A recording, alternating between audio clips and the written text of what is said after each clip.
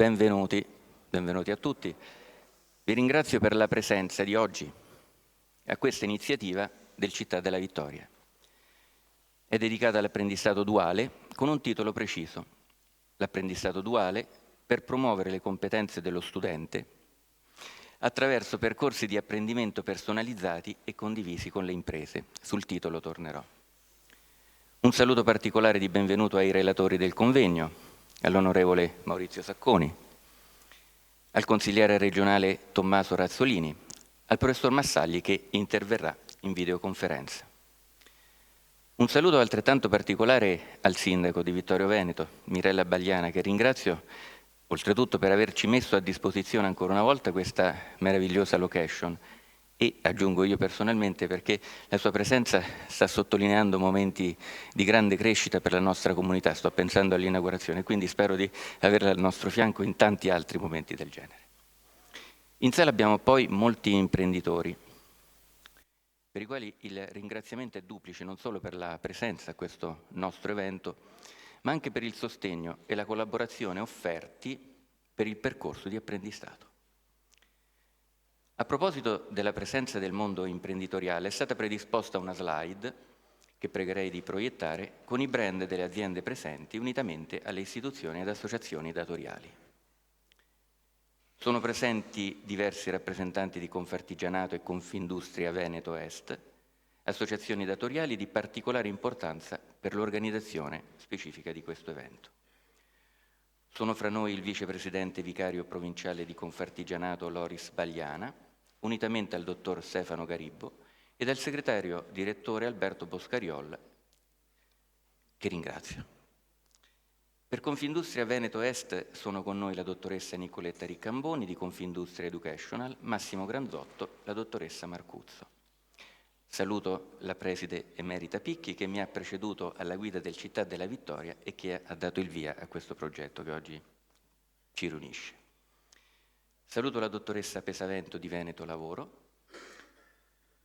i colleghi dirigenti presenti in sala, nonché rappresentanti di altre scuole, fra cui il Cerletti e l'Istituto Verdi. Preziosa la presenza del Cavalier Flavio Salvador, vicepresidente di Banca Prealpi San Biagio, banca che già in questi miei primi mesi da dirigente al Città della Vittoria ho avvertito essere vicina al mondo delle scuole e quindi, oltre che al mondo dell'impresa, vicina al territorio a 360 gradi. Per ultimi, ma non da ultimi, un affettuoso benvenuto ai nostri studenti IPSIA ed ai loro docenti, perché sono presenti le classi terze ed una delegazione delle classi quarta e quinta, che proprio in queste settimane sono state nelle aziende. Ecco, a loro, oltre che a tutti noi, indirizzerei un applauso di grande apprezzamento, perché senza di loro, e se non fosse per loro, anche questa iniziativa non avrebbe senso.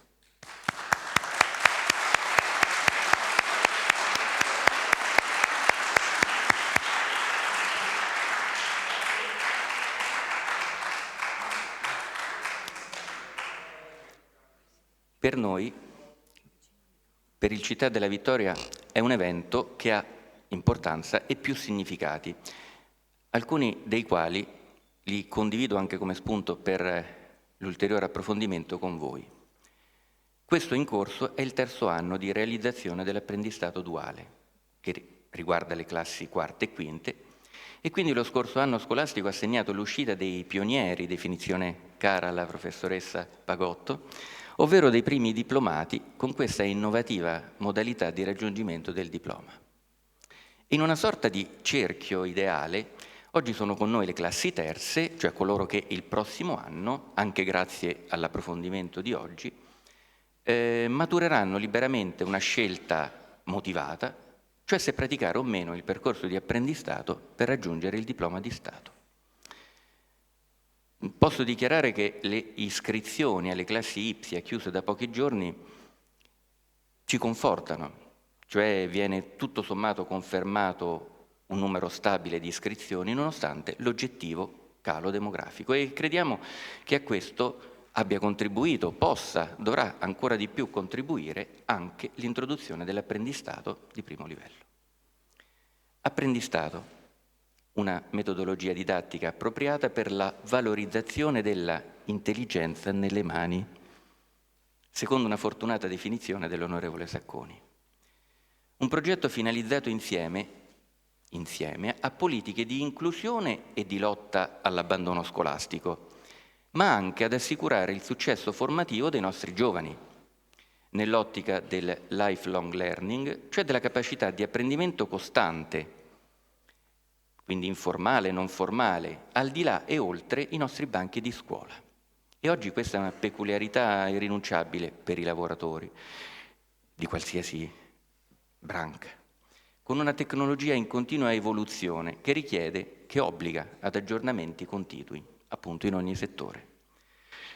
Ma l'apprendistato duale si può realizzare compiutamente soltanto attraverso una rete di relazioni fra scuola, impresa ed associazioni datoriali, si diceva proprio prima. Solo così può essere un vero ponte fra il mondo dell'istruzione e quello occupazionale, un ponte che porta a costruire esperienze educative versatili per i nostri giovani, per voi, che vivono la dimensione di studenti sui banchi di scuola, ma anche quella di lavoratori in contesti lavorativi, quindi studenti lavoratori in contesti lavorativi veri e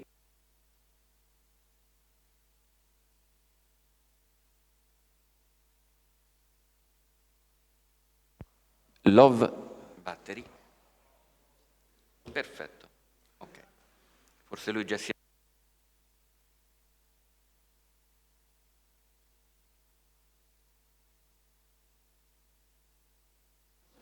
Funziona, perfetto. Allora, lo studente in apprendistato quindi non è, non può e non deve essere un semplice esecutore di prestazioni, ma il protagonista di un percorso di istruzione volto, riprendo il titolo, a promuovere le competenze come? Attraverso percorsi di apprendimento personalizzati e condivisi con le imprese. Per fare questo c'è la necessità di strumenti costitutivi dell'apprendistato, quali il diario di bordo, che consente allo studente una rendicontazione personalizzata per avere maggiore contezza sia di quanto le conoscenze e le abilità conquistate a scuola siano una piattaforma irrinunciabile, sia per comprendere come dal fare pratico, dallo stesso fare pratico, possano nascere conoscenze ed abilità ulteriori. In quest'ottica, sulla quale dobbiamo essere d'accordo, da condividere, da realizzare insieme, il lavoro diventa occasione di formazione individuale e professionale. Un lavoro, dicevo, che non sia addestramento a compiti ripetitivi, ma allenamento ai fini della propria formazione integrale, come persona e come futuro occupato, futuro lavoratore. Ecco ancora la necessità e la finalità di un altro degli strumenti costitutivi dell'apprendistato, cioè il tutoraggio, la funzione dei tutor, siano essi aziendali o scolastici. Forse, ma qui mi rimetto agli illustri relatori, è il tutoraggio uno dei livelli, se non il livello da monitorare e da innovare, se l'obiettivo è appunto una vera e reale formazione dello studente. Su questi temi abbiamo raccolto il sostegno costruttivo delle imprese, delle associazioni datoriali e di enti vari. Su questi temi dovremo incalzarci, sfidarci reciprocamente fra scuola, mondo del lavoro, famiglie e studenti.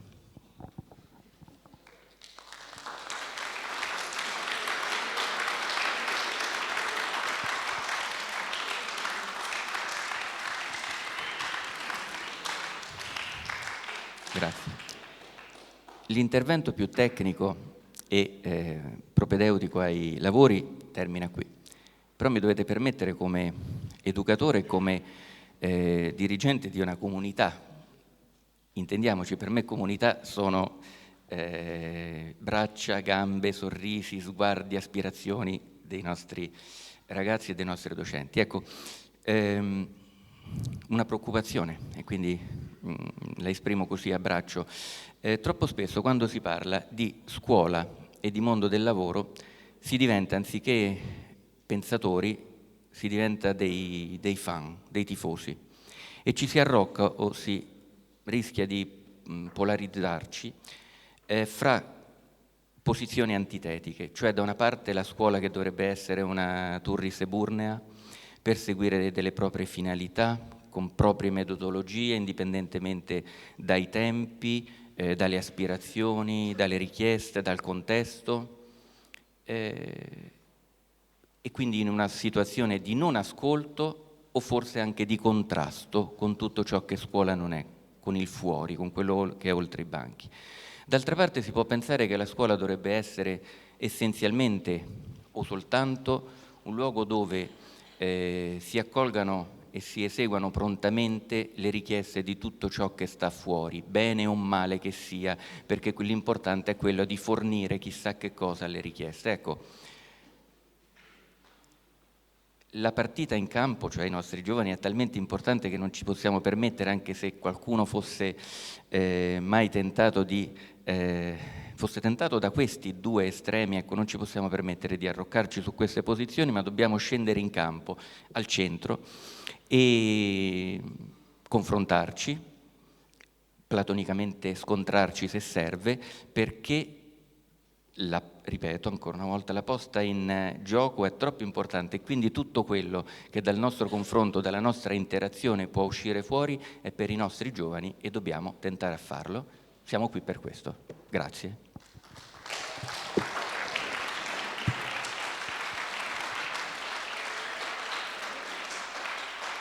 A questo punto, grazie, chiederei al sindaco di Vittorio Veneto, Mirella Bagliana, di intervenire ringraziandolo appunto per averci concesso questa straordinaria sala. Grazie Preside, buongiorno a tutti.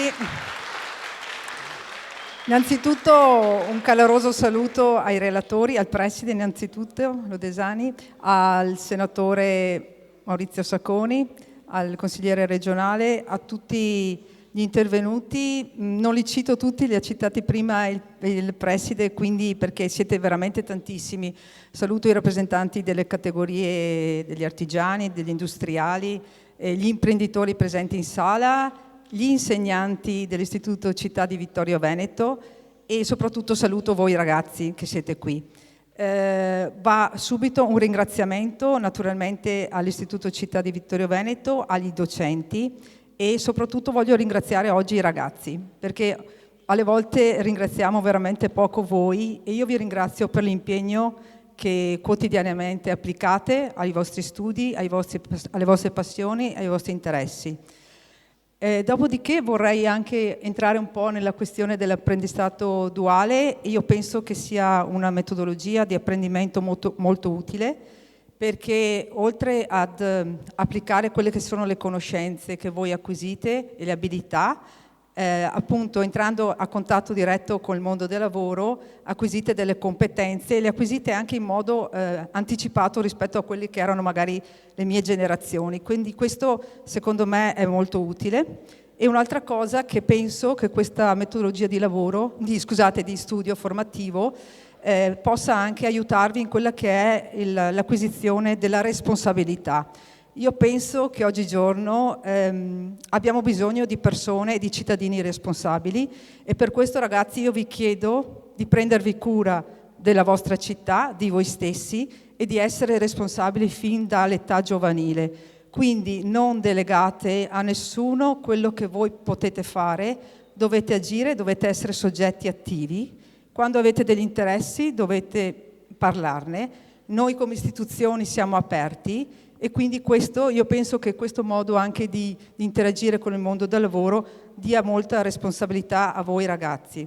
Questo e poi un'altra cosa che vorrei sottolineare oggi, come amministrazione siamo molto attenti al mondo del lavoro, tanto è vero che Città di Vittorio Veneto, io dico che è una città fondata anche sul lavoro nel vero senso della parola, perché ha una storia, un passato importante, dalle filande a tutto quello che è stato il nostro passato, ha un presente altrettanto importante e è riconoscibile nella nostra grande zona industriale, che è la più grande, una delle più estese del Triveneto, e con delle eccellenze all'interno della zona industriale. La classe imprenditoriale è riuscita veramente a far nascere e continua a coltivare delle aziende che sono l'eccellenza a livello territoriale e anche mondiale, oserei dire, e quindi tutte queste situazioni fanno sì che la nostra città possa svilupparsi in questi che sono dei gioielli che abbiamo all'interno del nostro territorio. E un altro appello che voglio fare, appunto, che molte volte noi studenti vanno tantissimo all'estero, perdiamo tantissimi giovani che stanno in Europa. Allora, se la questione è andare a provare delle esperienze, ben venga, è giusto confrontarci con il mondo intero, però sappiate che anche qui sul nostro territorio ci sono delle condizioni di lavoro e di vita di alta qualità, e quindi questo è un po' l'appello che faccio. Non ultimo, un piccola attenzione, perché noi come amministrazione siamo, ripeto, legati alla questione del lavoro,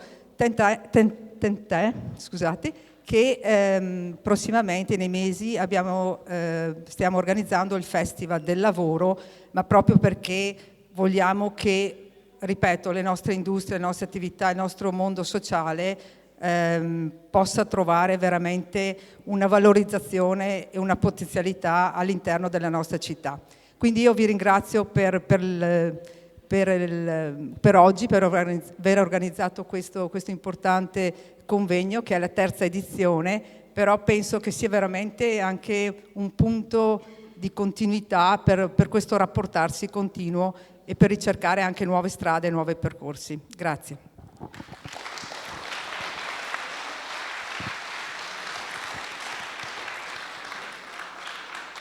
Grazie per le sue parole, vedo che avevo ragione a dire che la sua presenza è preziosa in mezzo a noi.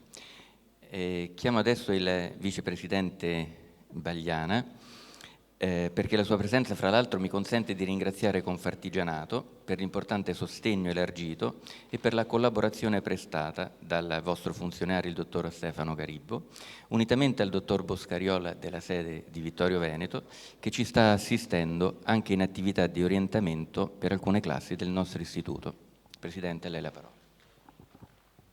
Grazie, buona giornata a tutti e un saluto ai relatori e alle autorità che sono presenti. Confartigianato da molti anni sta sviluppando le attività di relazione, soprattutto quello con il percorso scolastico dell'apprendistato duale, perché è una modalità complessa, molto complessa, perché far dialogare piccole imprese, parlando di Confartigianato, col mondo della scuola, non è molto semplice, però come ha sottolineato il sindaco, è un percorso in cui la parola che ha definito molto chiara, che è quella della responsabilità, è un percorso di responsabilità che fa il mondo della scuola, che fa il mondo delle imprese, ma soprattutto che fa il mondo dei giovani e dei ragazzi. Io dico spesso ai nostri imprenditori, guardate che avere le risorse che sono immature dal punto di vista del lavoro, ma sono molto mature dal punto di vista della visione della vita e del futuro, all'interno dell'azienda è una risorsa importante. E le aziende stanno capendo questo, quindi il percorso non è il percorso per avere persone che lavorano, ma per avere persone che aiutano a migliorare il mondo del lavoro e che aiutano a migliorare anche spesso la modalità di realizzazione dei prodotti. Quindi per questo che è davvero importante e per questo che noi siamo grati al mondo della scuola che fa questo cammino per relazionarsi con i ragazzi. Io non voglio continuare perché sono interessato ad ascoltare quello che avete da dire. Mi è molto piaciuto l'intervento, preside, che lei ha fatto e devo farle i complimenti perché è una visione del mondo della scuola molto aperto e molto interessante, che consente a noi delle imprese di poter dialogare in maniera diversa. Quindi buon lavoro a tutti e buona formazione. Grazie. Grazie.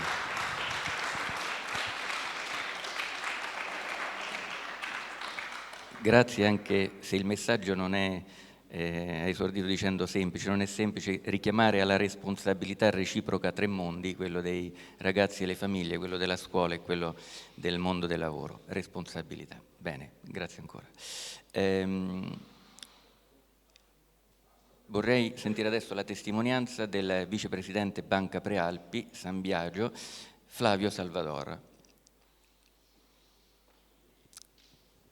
Una breve presentazione di questo importante, istituto, una banca che rappresenta 67 filiali in 2 regioni, base sociale di più di 18.000 soci, una delle prime 8 banche del credito cooperativo a livello nazionale e che nel 2024 ha destinato quasi 2 milioni di euro al territorio da impiegarsi in liberalità che concorrono alla crescita sociale e culturale della comunità coinvolte e quindi anche al Città della Vittoria, e quindi grazie a lei. Grazie dell'invito innanzitutto, e porto oltre i miei saluti i saluti del Presidente di Banca Prealpi San Biagio Carlo Antiga, del Consiglio di amministrazione, e saluto in maniera particolare, oltre al tavolo di relatori e alle autorità presenti qui, permettetemi di salutare particolarmente l'onorevole Maurizio Sacconi, che conosco ancora dall'età giovanile. Grazie, saluto anche, ero un artigiano anch'io, saluto in particolare anche i rappresentanti del mondo dell'artigianato. E saluto voi ragazzi, e saluto il corpo docente e faccio i miei ringraziamenti per il lavoro che state portando avanti. Volevo fare alcune riflessioni richiamandomi al discorso introduttivo del preside e della sindaca. Il preside parlava di educazione.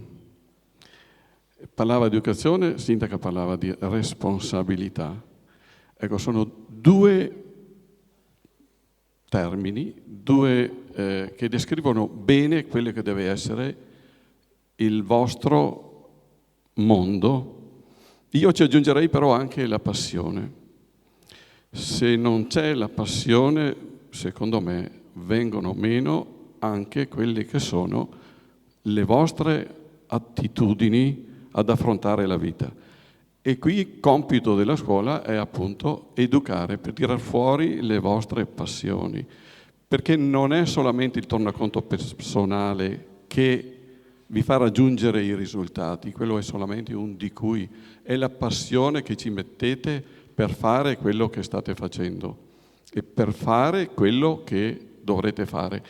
Quando 130 anni fa, 131, Banca Prealpi San Biagio, allora Cassa Rurale d'Artigiana di Montaner, è stata fondata in base a un'idea di affrancarsi da quelle che erano allora le pastoie del mondo del prestito del denaro, dell'usura. Quindi cos'è che ha mosso? Ha mosso questi primi, chiamiamolo così, pionieri del credito cooperativo alla ricerca di qualcosa di nuovo. Quindi erano molto curiosi a cercare.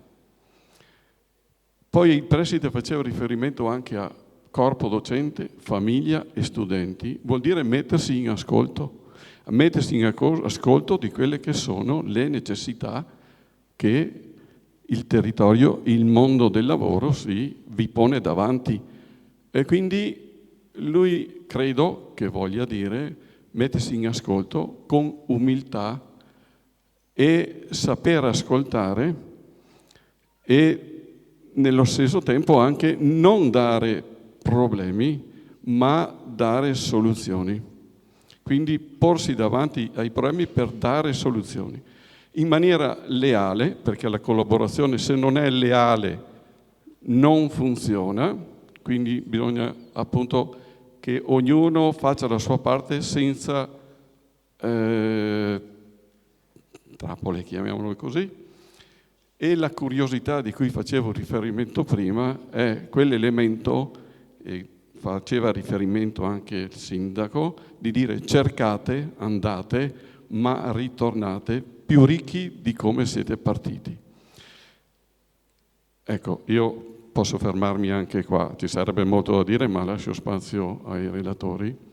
Vi ringrazio. Solamente una correzione, Preside. 5 milioni e 2 abbiamo stanziato nel 2024 in favore del territorio per tutte le iniziative che il territorio porta avanti, quindi dal mondo della scuola, al mondo dello sport, al mondo della cultura, al mondo dell'arte, tutto quello che riguarda le persone. Ecco, ricordatevi, voi siete delle persone. Grazie e buon lavoro.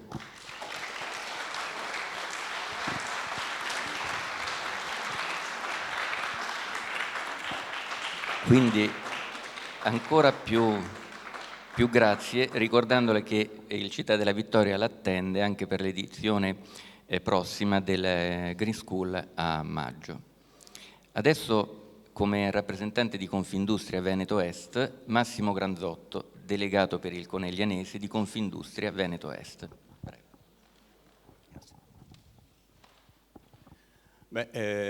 Buongiorno a tutti.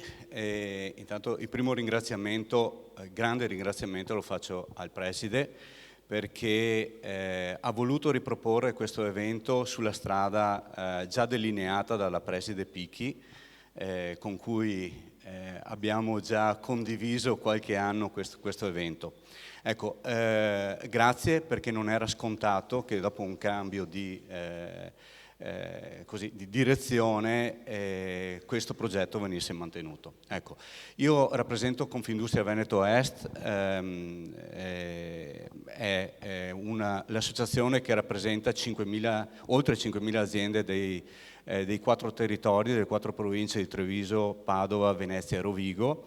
E è un'associazione che è molto attiva negli argomenti che riguardano l'education. Personalmente sono molto legato specialmente all'Istituto della Vittoria e come altri istituti perché credo fermamente che noi aziende piccole, medie, grandi, abbiamo un obbligo, quello di trasferire le conoscenze ai nostri ragazzi. Seppur studenti, devono essere trasferite. Questo è un momento dove mettiamo insieme le idee, facciamo il punto di cosa è stato fatto nell'ultimo periodo. Se mettiamo insieme le idee per capire se questa strada delineata qualche anno fa è la strada giusta, e penso che se siamo qua ne siamo tutti convinti che siamo tutti indirizzati nella giusta direzione. Questo è un momento dove credo che ognuno di noi, io parlo per le imprese specialmente, si rinnova la disponibilità e l'obbligo di trasferire ai ragazzi le proprie competenze, di aprire le porte ai ragazzi, si impegna a creare dei percorsi di formazione dedicati e assegnare anche dei tutor che la pensino come l'imprenditore. Dall'altra parte è l'occasione per, da parte secondo me dell'istituto scolastico di rinnovare la propria disponibilità, a aprirsi alle aziende, a mettere da parte quelle barriere che negli anni sono state sollevate sia dalla parte imprenditoriale che dalla parte scolastica. E tutto questo ovviamente per far crescere i nostri ragazzi in un ambiente un po' più sano, senza pregiudizi. Dall'altra parte ci deve essere anche l'impegno però delle famiglie a sostenere i ragazzi, perché voi come istruzione potete fare il vostro, noi come aziende possiamo fare il nostro, ma abbiamo bisogno necessariamente dell'appoggio delle famiglie. Senza di loro rischiamo di avere una sedia con 2 gambe, non con 3. Con 3 forse sta in piedi. Ecco. Quindi questo secondo me è un momento di rinnovare, come si dice, le nostre promesse. Dobbiamo, secondo me, lavorare molto di più nella coprogettazione tra istituti scolastici e aziende. Cioè lavorare insieme per fare un progetto per i ragazzi. Non possiamo avere le aziende che creano il loro processo interno, la loro linea e la scuola andare da un'altra parte. È il momento di mettere a fattor comune tutte le energie. Chiedo ai ragazzi di seguirci in questo, noi ce la metteremo tutta, ok? Credo di parlare a nome di tutti gli imprenditori. Guardate che più di quello che si immagina gli imprenditori credono nell'apprendistato duale, credono nella formazione e quindi credono che questa strada qua sia la strada giusta. Se posso permettermi, e mi rivolgo un attimo alle autorità politiche, per favore dateci una mano, sosteneteci con attività, con strumenti, mettendoci a disposizione dei strumenti elastici, in maniera che le aziende possano essere più propense, più aperte a ricevere in azienda i ragazzi e le istituzioni scolastiche abbiano meno vincoli per mandare i ragazzi, per spingerli verso di noi. L'ultima cosa, poi chiudo perché sennò altrimenti faccio io la parte del relatore, auspico, e questo lo porto da parte di tutti i miei colleghi imprenditori, che ci siano sempre di più ragazze che partecipano e che prendono questi corsi tecnici, perché ne abbiamo bisogno. Dobbiamo insieme ridurre quello che è il gap tra richiesta e offerta che manca per effetto del calo demografico. E, ragazzi, siamo tutti nella stessa barca, dobbiamo navigare tutti nella stessa direzione. Noi ci impegniamo, abbiamo bisogno veramente del vostro supporto. Con questo chiudo, vi faccio un in bocca al lupo grande per il vostro futuro e vi ringrazio, come ha fatto il sindaco, per la strada che avete voluto intraprendere con questo apprendistato. Grazie.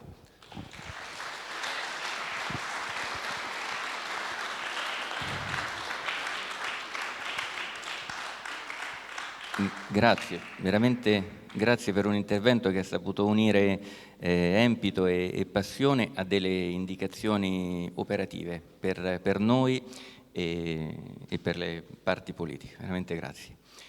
Bene, arriviamo ad una delle prime cesure della giornata, proviamo a diventare un pochino più rock perché è il momento di ascoltare le delegazioni degli studenti. Li chiamerò uno ad uno e si avvicineranno. Abbiamo Federico Covre, classe quarta, apprendistato SIPA. Prego, vieni. Andrea Michelonna, classe quarta, apprendistato Metalmont. Simone Moro, classe quinta, MyTeach. Piccin Luigi, quinta, Lane Bottoli. E Davide Sommavilla Junior, quinta, Audi Forza 4. E quindi un applauso.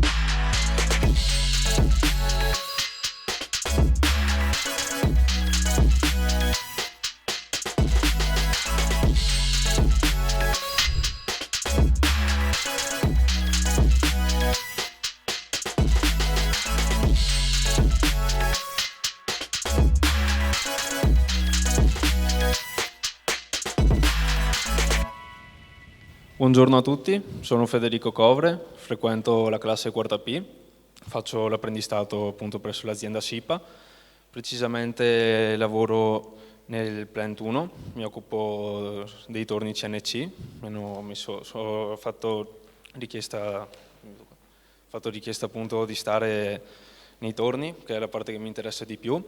Io ho potuto trovare persone che mi stanno aiutando e formando, mi seguono in ogni parte di questo lavoro. E cosa? Non saprei che altro dire, mi seguono.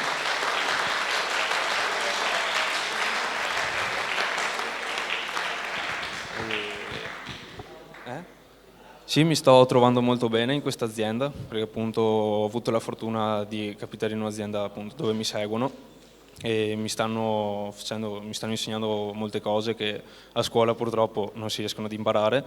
Infatti mi fanno capire come risolvere alcuni problemi che possono capitare durante le lavorazioni, mi fanno vedere i funzionamenti generali dei torni e anche i singoli parti in generale, come funziona ogni singola lavorazione.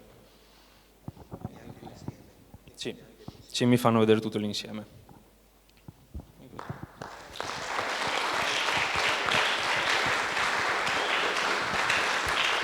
Grazie Federico, dai il microfono ad Andrea.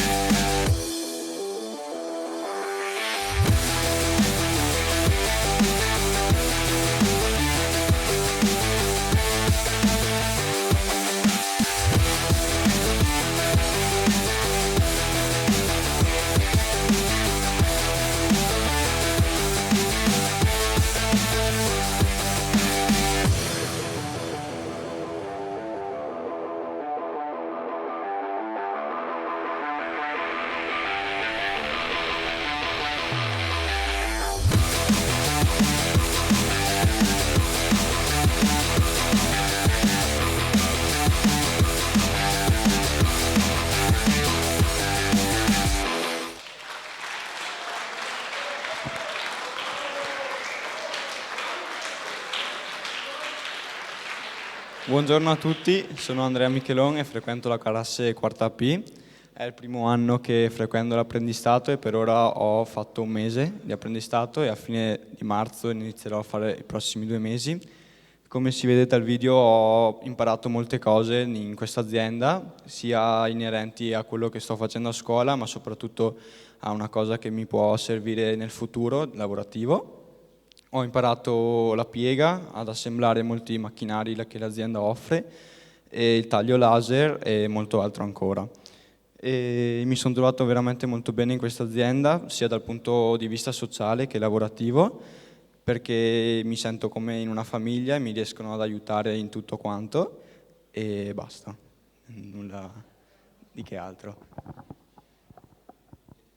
Sì, mi piace molto perché mi trovo bene sia con i colleghi che con il lavoro che faccio e basta, mi trovo molto bene, quindi spero di riuscire anche in un futuro a continuare a lavorare e magari anche imparare altro dal punto di vista magari nell'ufficio o magari AutoCAD, esattamente. Benissimo, grazie Andrea.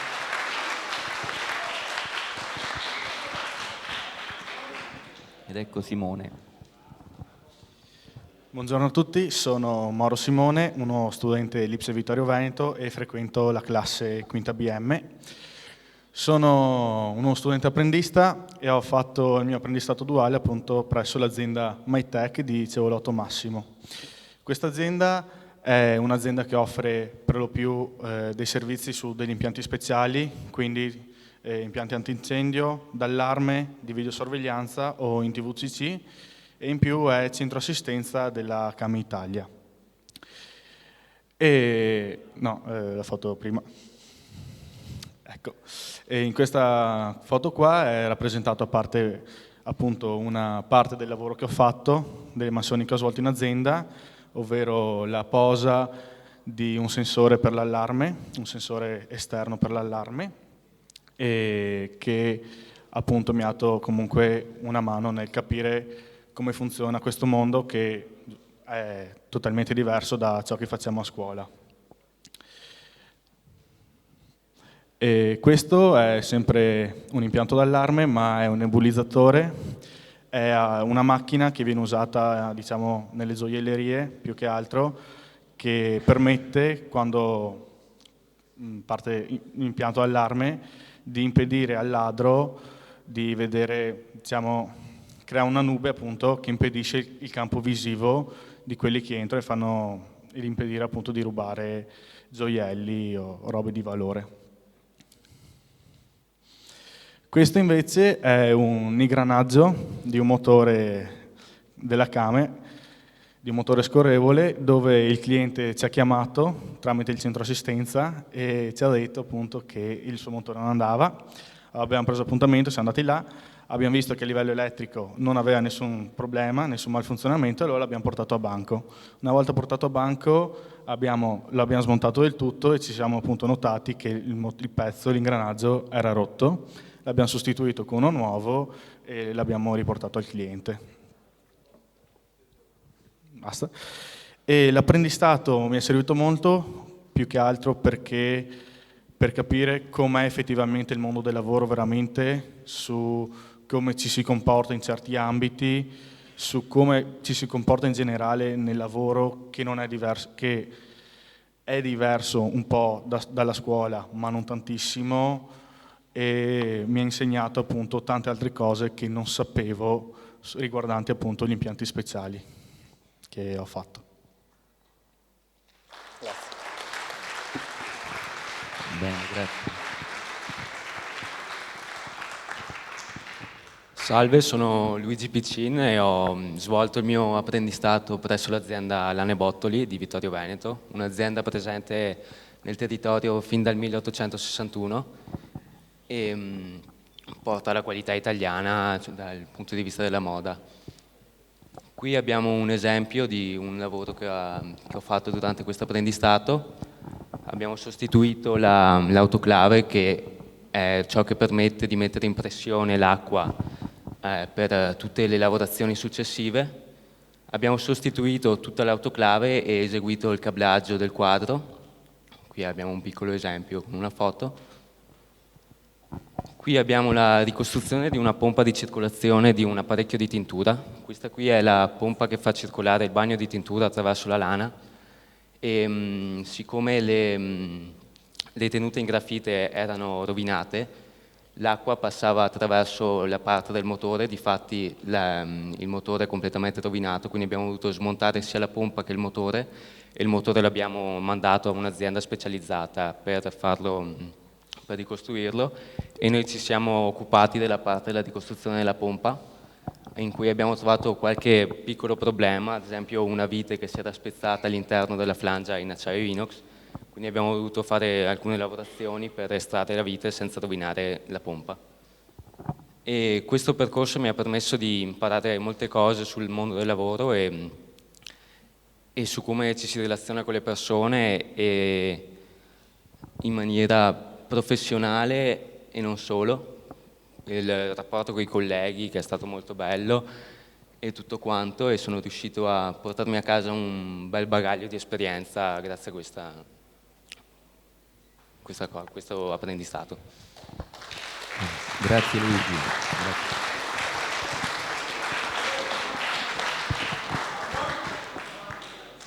Buongiorno a tutti, sono Davide Junior Somavilla e della classe quinta BM e il mio periodo di apprendistato l'ho trascorso presso Audi Forza 4 di Conegliano. Piccola parentesi che mi è già capitato averlo specificare, non sono i cerchi delle Olimpiadi, sono i cerchi di Audi, e chiusa parentesi. E ora tramite delle foto vi racconterò alcuni dei lavori più interessanti secondo me che ho potuto svolgere insieme ai miei colleghi. Ad esempio qui possiamo vedere il cruscotto di un Audi A8 su cui ho fatto un tagliando. Mi ha colpito particolarmente il sistema di visione notturna che è molto utile di notte per vedere magari dei pedoni o animali a bordo strada e rendere l'auto più sicura. Qui possiamo vedere il cambio di una RS4, quindi un'auto sportiva, su cui abbiamo dovuto riparare un guasto, ovvero una perdita d'olio da una flangia anteriore del cambio, quindi abbiamo dovuto smontare praticamente metà auto e tolto il cambio e abbiamo sostituito questo pezzo danneggiato. Dopo abbiamo chiuso tutto. Qui invece diciamo è più inerente con l'indirizzo che studio io, ovvero una parte più elettrica, ossia la fase di controllo dei cablaggi della linea 48 volt, ossia la parte ibrida dell'auto, e questo controllo viene effettuato dopo la sostituzione di un alternatore. Infine possiamo vedere l'alloggiamento della cintura di sicurezza di una Audi A5 che abbiamo dovuto sostituire in quanto difettoso. È stato un lavoro molto delicato in quanto sono presenti diversi sensori, ad esempio per il pretensionamento della cintura, ed è un lavoro molto importante da svolgere a regola d'arte, come usano dire da noi, perché fa parte dei sistemi di sicurezza per rendere più sicuro il veicolo all'utente che lo usa. Questa era l'ultima foto e volevo solo dire che mi sono trovato molto bene nell'azienda e con questo percorso di apprendistato, in quanto mi ha permesso di capire se quel settore in cui ho voluto provare a lavorare mi piaceva, e sono molto soddisfatto, spero di poter continuare su questa strada, e permette anche a altri giovani di capire quali indirizzi scegliere e se fa per loro questa cosa. E grazie a tutti. Grazie a te. Allora, congediamo con un applauso ancora una volta Federico, Andrea, Simone, Luigi e David. Grazie. Ciao.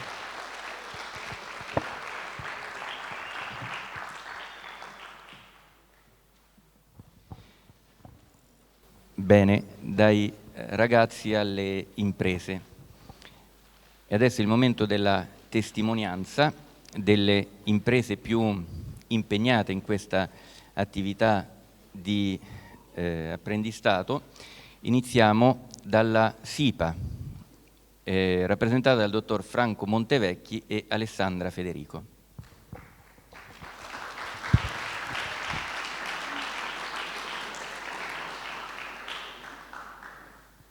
Grazie, buongiorno a tutti. Intanto volevo dire che è veramente emozionante vedere i ragazzi che raccontano le loro esperienze nelle aziende, perché ragazzi di 17-18 anni con questo entusiasmo che dedicano una parte della loro vita importante a fare un'esperienza all'interno di un mondo lavorativo, onestamente per me è veramente una cosa veramente emozionante. Grazie ragazzi. Detto questo, prima di cedere la parola all'ingegnere Federico che spiegherà bene i percorsi all'interno di SIPA al quale i nostri ragazzi sono stati coinvolti, volevo un attimo ritornare sull'azienda, sulla nostra azienda, perché SIPA sicuramente partecipa con entusiasmo a questo progetto, fa formazione da tanti punti di vista, però uno dei punti di forza che noi abbiamo è che noi riteniamo questo progetto il primo step all'interno del nostro mondo. Quindi noi vogliamo far entrare i ragazzi nel mondo oggi della produzione, ma il nostro obiettivo è non fermarli lì. Il nostro obiettivo è far sì che questi ragazzi nel medio-lungo periodo possano occupare all'interno dell'azienda, sia in Italia che all'estero, posizioni organizzative diverse, se lo vogliono fare, se hanno la motivazione per farlo e se pensano che questa è la loro attitudine all'interno del mondo del lavoro. Quindi il fatto di avere un'azienda come noi che può, partendo da questo progetto, in prospettiva finalizzare una soluzione, ma poter proporre alle persone che lavorano con noi tutta una serie di alternative professionali diverse e anche magari più stimolanti, ecco questo secondo noi è molto importante. Soprattutto noi siamo un'azienda, come ci definiamo, global, perché il nostro fatturato, il 10% lo faremo in Europa, il 90% lo facciamo in giro per il mondo, abbiamo 20 filiali commerciali e in parte produttive, quindi chi vuole anche abbinare, sentivo parlare prima del discorso che perdiamo i giovani che vanno all'estero a fare altre esperienze, noi abbiamo l'opportunità, lo dico ai ragazzi di terza che sono qua presenti oggi, se un domani vorranno provare l'esperienza con noi, sapranno, come quelli che la stanno facendo adesso, che in prospettiva, sì, Vittorio Veneto, Conegliano sono i nostri punti di riferimento, però noi abbiamo una dimensione e una complessità organizzativa che può dare soddisfazione al di là di questo primo step del quale appunto noi siamo interessati a portare avanti il lavoro con i ragazzi. Quindi questo per dire insomma chi siamo, cosa facciamo. Ora cedo la parola all'ingegnere Federico che ci racconterà come abbiamo sviluppato all'interno della nostra azienda i processi di dualità. Grazie.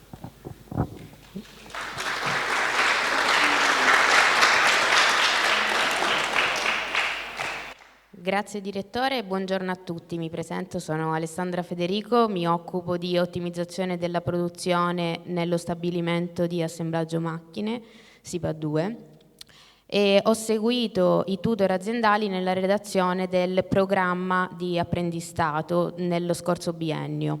In particolar modo il SIPA si trova alla seconda edizione, diciamo, di apprendistato duale. Due ragazzi hanno partecipato nel 2022 e 2024 per quanto riguarda l'indirizzo industria e artigianato nella produzione degli stampi soffiaggio e iniezione. Attualmente altri due ragazzi si trovano in corso a percorrere questo progetto. Nel biennio 2022-2024 sono stati svolti, l'apprendistato è stato svolto anche da due studenti nell'assemblaggio macchine e attualmente abbiamo uno studente per quanto riguarda la parte di manutenzione stampi.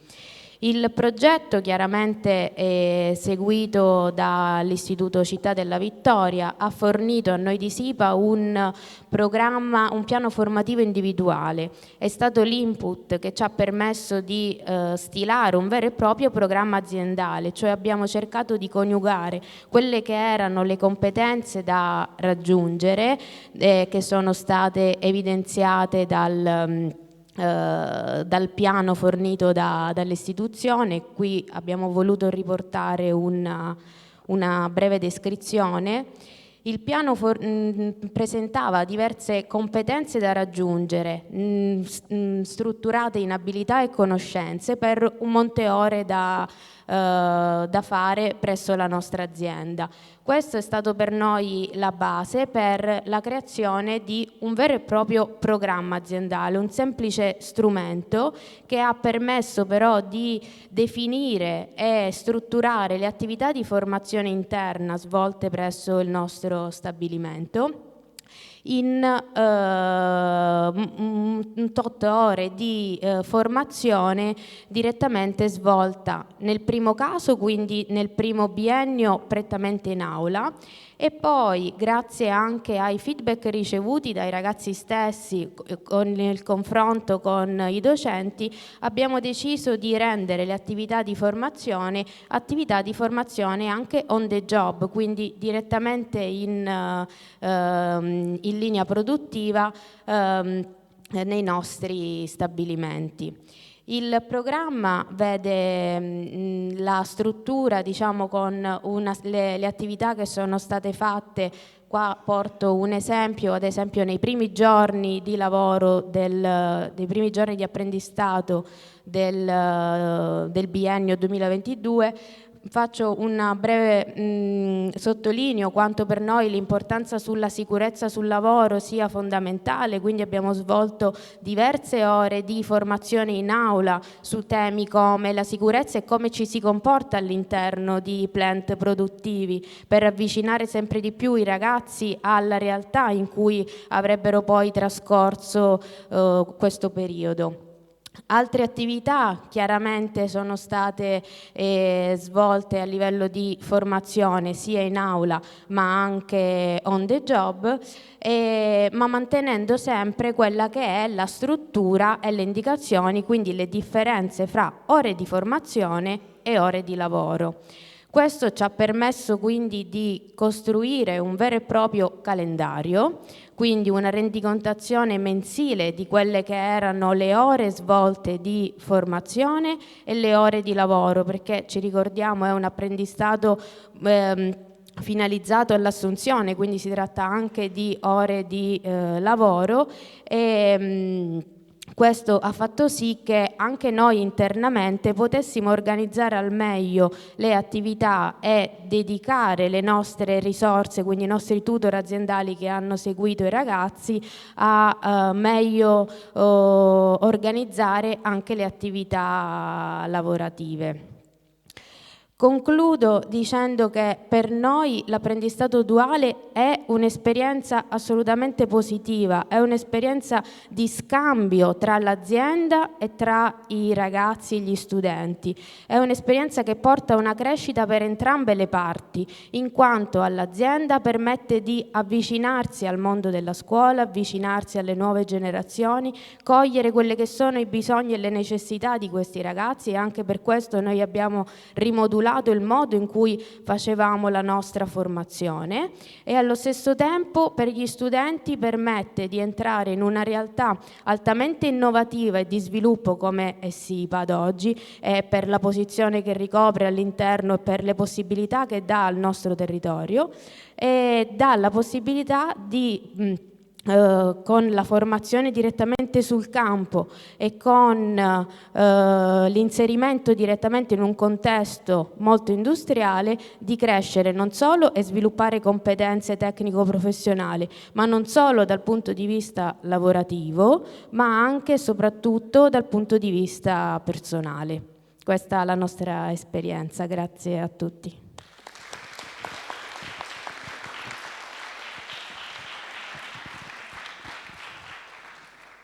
Grazie a voi. Ringrazio il dottor Montevecchi per i panorami che ha aperto a noi, ma soprattutto ai nostri ragazzi, e l'ingegner Federico per la puntuale descrizione, arrivando a informare la platea di piano formativo individuale, tempistica, organizzazione e una parola importante, cioè scambio. Bene. Proseguiamo con l'ingegnere Jacopo Meghini e la dottoressa Milva Faraon per Metalmont. Grazie. Allora, buongiorno a tutti. Io farò un discorso abbastanza breve perché voglio lasciare spazio eventualmente anche a delle domande e agli interventi dal pubblico.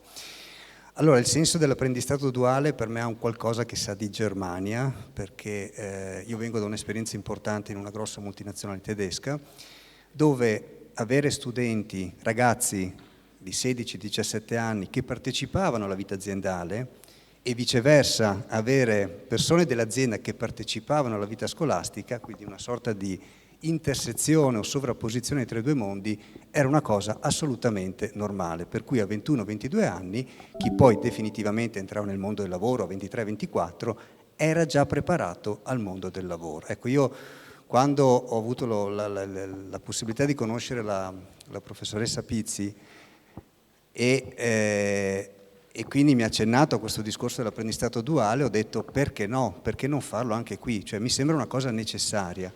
Quindi lancio una piccola provocazione, preside, visto che quando si parla di apprendistato duale si parla dell'apprendistato duale, tecnico dell'apprendistato duale in fabbrica, ma perché non pensarlo anche per gli altri indirizzi? Vedo che all'interno dell'istituto tecnico Città della Vittoria c'è anche l'istituto tecnologico e c'è anche, guardo così perché io la chiamavo una volta in un altro modo, l'istituto tecnico economico, di cui poi insomma anche la collega dirà qualcosa, perché sarebbe molto bello coinvolgere in questi percorsi anche gli altri indirizzi.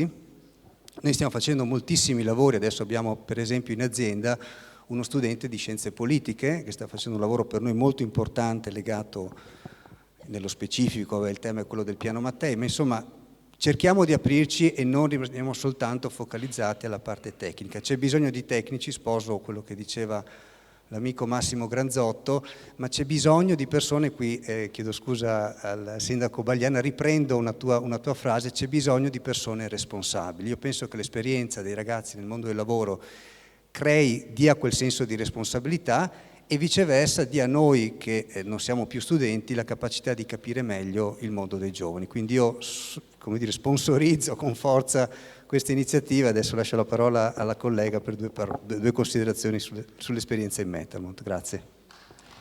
Grazie Jacopo. Allora, mi è piaciuto prima la definizione che ha dato Andrea della Metalmont come una famiglia, di trovarsi come in una famiglia allargata, e è proprio dalla famiglia che noi siamo partiti anche nell'intraprendere questi percorsi, cioè dove è stato possibile abbiamo sempre coinvolto anche i genitori. Perché? Perché è un impegno, dura 2 anni, ma non solo, cioè dovremmo iniziare a conoscerci prima. Un suggerimento che do, almeno per la nostra esperienza, è quella di provare a conoscerci attraverso il PCTO e poi eventualmente anche durante il periodo estivo sfruttare quelle che sono le disponibilità di Coveneto e quindi quello che è il tirocinio in azienda tramite la regione, perché questo consente un po' allo studente di vedere se quella è l'azienda che lui vuole, se quella è veramente il suo percorso che vuole scegliere, perché scoprire a metà percorso, a fine percorso, che ha buttato una parte del suo tempo in un'attività che non era quella sua, non è mai una bella esperienza, buona, costruttiva, ma sicuramente lascerebbe un sapore negativo.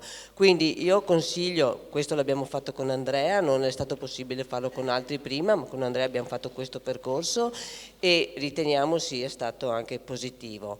Generalmente quando i ragazzi vengono da noi, le nostre dimensioni rispetto a SIPA sono molto più piccole e quindi non è che abbiamo linee specializzate, però i ragazzi hanno modo di vedere tutto il ciclo produttivo, quindi dal momento in cui arriva l'ordine, addirittura prima l'offerta, a quando esce il prodotto pelletizzato che avete visto, insomma. E desideriamo, ma questa è anche una richiesta che viene dai docenti normalmente, che i ragazzi vedano un po' tutti i centri di lavoro, perché solo così possono rendersi conto di quanto sia utile l'attività che stanno facendo.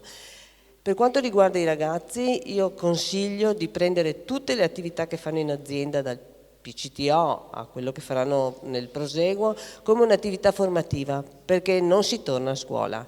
Quando sarete nella mia generazione o quella di tanti altri molto più giovani di me in questa sala, non dovreste avere rimpianti di questo tipo, di non aver potuto cogliere queste occasioni, quindi non ritenete i percorsi che fate in azienda come periodi di parcheggio.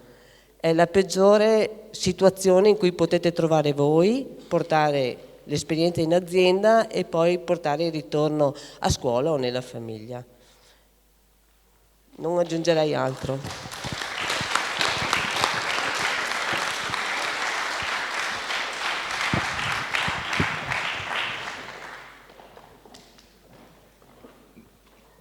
Grazie all'ingegnere Meghini perché ci ha gettato una palla in campo, quella dell'eventuale apprendistato per ITT e ITE. Ci penseremo per questa palla nel campo opposto. Bene, e anche la dottoressa Faraon perché ha parlato di legittima aspirazione a non avere rimpianti, a una formazione che sia H24 se vogliamo in quest'età tanto ricca e che, come ha detto, poi non tornerà più. Bene, come testimonianza per OMEC Massimo Camerin Confartigianato. Massimo Camerin.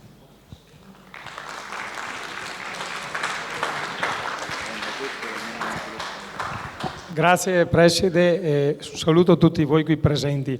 Allora io sono il titolare e amministratore di OMEC, è un'azienda artigiana molto piccola, 25 dipendenti, io li chiamo collaboratori, che è qui di Vittorio Veneto. È un'azienda che è nata circa 40 anni fa da me e da mio fratello finiti gli studi, quindi è una realtà, diciamo così, giovanile, dico voi ragazzi, perché nulla è impossibile, abbiamo creato una bella realtà che sta andando anche bene. È una realtà piccola che comunque collabora con tutte le grosse industrie del territorio, perché siamo in collaborazione, quindi non è detto che perché siamo artigiani, diciamo così, siamo messi in disparte, siamo molto in collaborazione sia nei servizi che nelle attività, perché l'azienda poi è nata come un'azienda di produzione, ma di lavorazioni conto terzi e di lavorazioni meccaniche e precisione, ma poi nel 2010 ha preso anche un'altra strada, quella delle automazioni.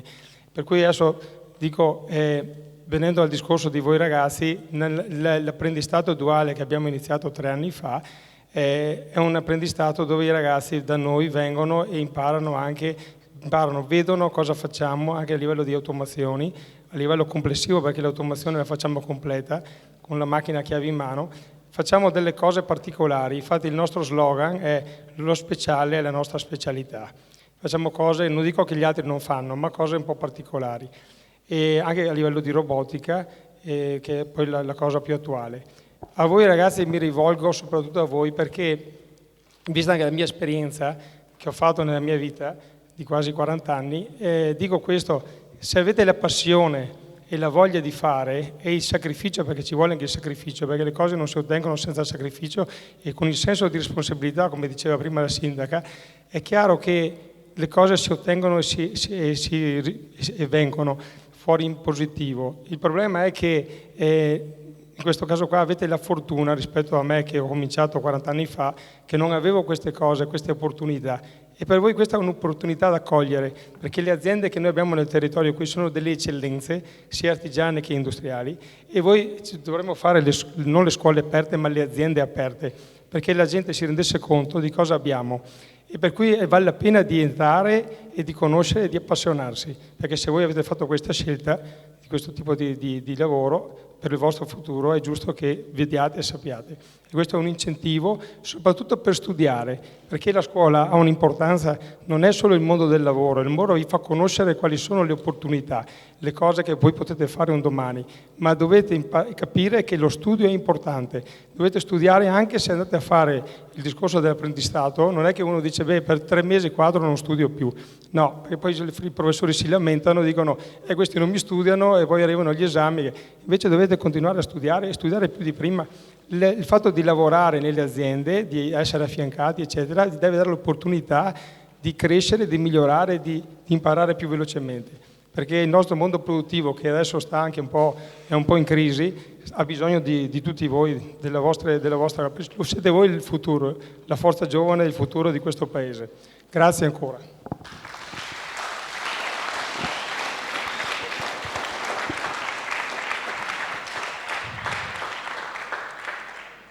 Grazie per questo intervento che ha saputo mettere insieme 2 cose. Da una parte dire ai ragazzi di cogliere delle opportunità che prima non c'erano, e però aver utilizzato per la prima volta in questa sala oggi una parola che non ci dobbiamo dimenticare neanche quella, cioè sacrificio.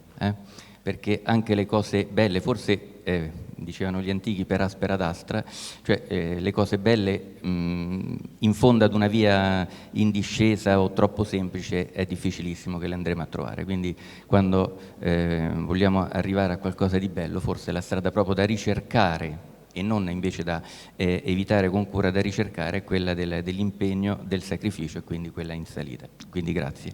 Chiamerei per una testimonianza il dottor Garibbo affinché possa illustrare alcuni aspetti eventualmente formali di questa attività di apprendistato. Sì, grazie Preside, buongiorno a tutti. Sì, è un intervento non programmato, quindi non ho nessun problema, lo faccio volentieri. Ovviamente quello che vi dico io, stiamo lavorando con Confindustria, con la dottoressa Marcuzzo, con la Ricamboni, su tutti gli IPSIA della provincia di Treviso, insomma, dove questo contratto per fortuna anche rispetto ad altri territori è realtà e insomma dà quella possibilità insomma, di far conoscere le tante imprese, come diceva Camerin, virtuose che abbiamo nel territorio. Quindi prendo questi 10 minuti per dei passaggi che sono una mission istituzionale sia nostra che degli amici di Confindustria, poi nel supportare, perché insomma l'importante è il contatto, non è la parte tecnica che magari provo velocemente a tratteggiare qualcosa, l'importante è che ci sia un contatto tra uno studente e un'impresa, poi tutta la parte documentale, la parte tecnica si risolve, l'importante è che ci sia magari questa conoscenza, avvenga anche magari su propulsione dei ragazzi, lo dico qui se ci sono i ragazzi di terza che saranno magari quelli che in futuro saranno firmatari di questo contratto e vivranno questa esperienza, che si diano da fare anche loro nel guardarsi intorno al loro comune, perché ovviamente gli abbinamenti vanno spesso a chilometro zero, quindi conta ovviamente anche la vicinanza. Studiate qui a Vittorio, ma insomma magari provenite da tanti comuni più o meno distanti da questo, e magari insomma guardare anche un modo per conoscere le imprese della propria zona. Sicuramente se poi non avete voi un'idea, la trova sicuramente la scuola che fa questo lavoro di preselezione, quindi tanto noi quanto Confindustria, insomma tutti si candidano a essere conosciuti dall'istituto, quindi le imprese che poi, perché è un contratto, insomma dobbiamo essere in due a firmarlo, l'impresa che poi abbina questo, che viene abbinato in questo rapporto, ovviamente è tramite il network nel territorio, è conosciuta prima dalla scuola ovviamente, che è il soggetto insomma, che sovraintende ovviamente a questo abbinamento. Quindi sicuramente anche il PCTO che andate a fare, se non penso qui a breve, mi pare di capire parlando col professor Biz che ci segue su queste cose qui a Vittorio Veneto, è sicuramente un PCTO che farete in vista di questo contratto, stante la fortuna che avete che questo istituto offre questa opzione, diciamo, per conseguire il titolo di studio poi nella maturità tra 2 anni per voi. Quindi questo PCTO vivetelo anche in questa direzione, nel senso che potreste anche incontrare lungo la strada imprese che magari non lo conoscono, perché i numeri dell'apprendistato oggi in provincia di Treviso segnano che se ne firmano mediamente 400, ok? I ragazzi che si iscrivono dalla terza media a istituti professionali come l'Ipsia, mettiamola così, e purtroppo per ora lo possiamo fare, è praticato solo su questa dimensione scolastica, come dicevano prima gli imprenditori che mi hanno preceduto, sono però solo 1400, quindi è un numero piccolo, ma se lo proporzioniamo al numero di studenti a cui potenzialmente si può abbinarlo è comunque già significativo nella nostra provincia. Però dico, non è detto che l'impresa che voi conosciate abbia, magari potete essere già voi testimoni, intendo dire, di questa possibilità, e quindi di dare questa occasione di contrattualizzare, di avere un'occasione formativa sicuramente più significativa, di fare invece dei brevi PCTO, che sarebbe l'alternativa a conseguire il titolo di studio in questo istituto senza l'apprendistato duale. Quindi cosa dirvi? Poi da un punto di vista formale verrete seguiti dall'impresa, che avrà alle spalle ovviamente la sua associazione di riferimento, e ovviamente dalla scuola, nel vostro ruolo e anche nella grande occasione, secondo noi, di entrare nel mondo del lavoro assistiti, perché sarete dipendenti, verosimilmente si firma questo contratto a ottobre-novembre della quarta, quindi come diceva prima l'impresa che mi ha preceduto, la Metalmont se non sbaglio, giustamente il percorso è proprio quello, la PCTO, stage estivo, magari se avete voglia lungo l'estate invece di lavorare in altri settori diversi da quello che studiate, valorizzate anche l'estate qua del 25, e dopo vi aspetta appunto la possibilità di diventare apprendistato duale da ottobre-novembre, e per voi, dicevo, è un'occasione insomma anche di diventare dei dipendenti, perché tecnicamente è un lavoro subordinato, quindi quegli stipendi che in base alla contrattazione collettiva applicata vengono riconosciuti per le ore che si fanno in azienda sono tutte retribuite con un'intensità più forte, quelle non scolastiche, mentre quelle scolastiche delle vostre 1100 che sono trasferite in ditta vengono pagate un po' meno, perché appartengono già a un dovere che voi avreste comunque dovuto fare quelle ore per conseguire la promozione tra la quarta e la quinta e per la maturità. Però al netto di tante altre cose che poi caso per caso si scopriranno, penso che per voi sia un'occasione unica, irripetibile, come hanno detto in molti prima di me, per entrare nel mondo del lavoro aiutati, perché qui avete il tutor della scuola, che è fondamentale, che diciamo è il vostro riferimento anche per segnalare eventuali criticità che nell'azienda si possono avvenire rispetto all'aderenza al piano formativo che, come anche la SIPA prima ha spiegato molto bene, è proprio il programma aziendale. Quel programma aziendale deve essere aderente, fatto su misura per l'indirizzo di studio che voi fate, perché è un contratto finalizzato a farvi prendere la maturità in questo istituto. Quindi avete la possibilità, intendo dire, di avere i professori che vengono individuati come tutor aziendali, vi seguono proprio in azienda, hanno un dialogo con l'imprenditore e determinano quel collegamento che è virtuoso, come giustamente questo apprendistato deriva dalla Germania come idea. Il legislatore a noi ce l'ha dato solo nel 2015 però, quindi siamo un po' in ritardo, e crea quell'occasione per cui i professori e gli imprenditori si parlano dietro le quinte del vostro rapporto in qualità di tutor scolastico il professore, il tutor aziendale, e ovviamente magari nelle aziende più grandi può essere dei tecnici dedicati, dei responsabili, nelle nostre aziende magari direttamente, quelle più piccole artigiane, direttamente magari il titolare. Dico, siete aiutati in un percorso di inserimento nel mondo del lavoro reale, perché non è uno stage, si entra nella comunità dell'azienda dalla porta principale come titolari, come dipendenti di quell'azienda, quindi siete patrimonio di quella comunità lavorativa per un periodo anche lungo, perché poi tra l'inizio della quarta e la maturità, che sarà nel vostro caso ancora più avanti, è quasi 1 anno e mezzo mediamente il rapporto di lavoro che si configura. Ed è un'occasione unica, perché diversamente queste esperienze nel mondo del lavoro le farete da soli, ognuno per la sua strada, ognuno magari con la sua diversa, il suo diverso percorso. Qui intendo dire, avete una scuola a fianco, avete delle imprese che sono selezionate nel nostro sistema, perché qui Confartigianato di Vittorio Veneto con il segretario Boscariola abbiamo proprio una selezione delle imprese che vogliamo candidare, immagino lo stesso avviene in tutte le altre organizzazioni, quindi vengono solo le migliori aziende, quelle per cui certi fondamentali sono già verificati.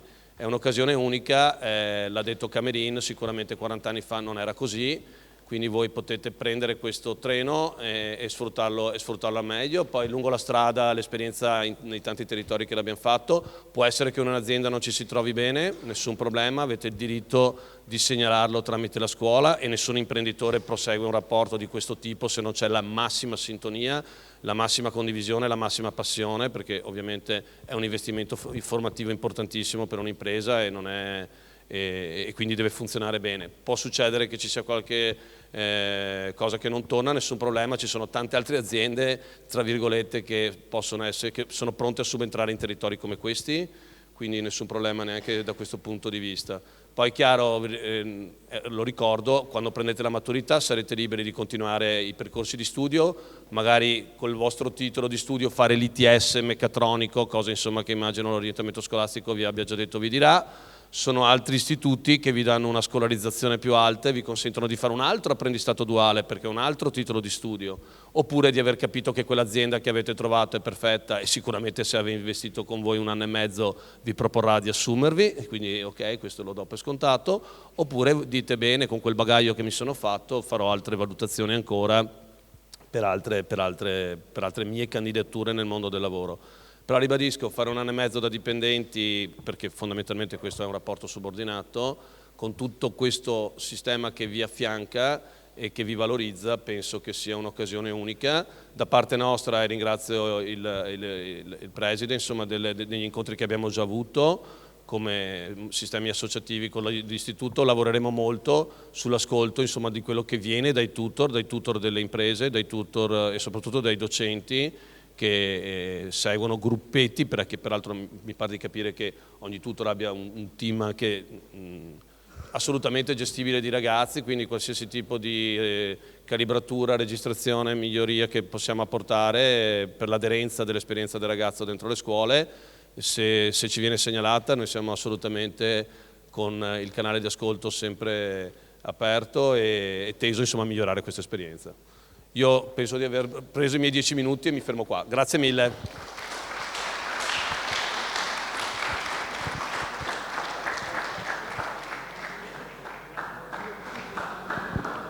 Grazie per queste informazioni operative, ma io sentendo parlare di tutor, di docenti, forse mi odierà perché adesso lo sto facendo, ma vorrei sentire anche la testimonianza del professor Bitz, che è appunto il referente del progetto. Grazie professore, grazie.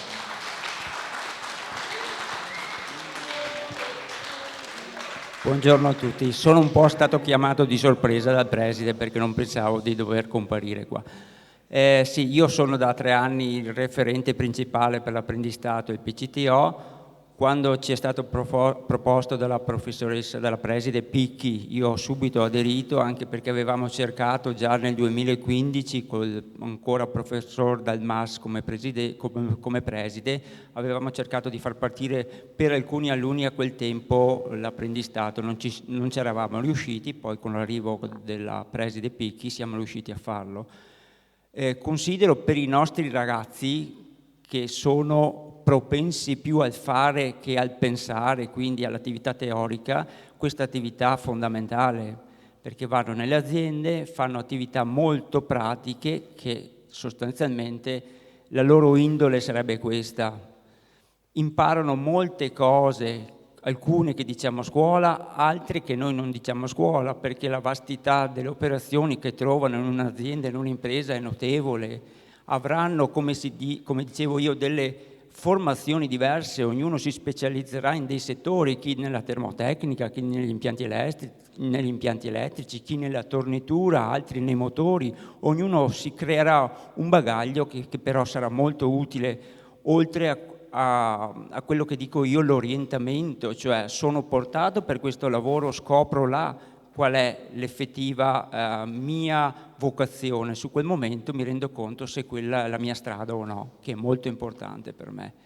Io avrei concluso qua. Grazie.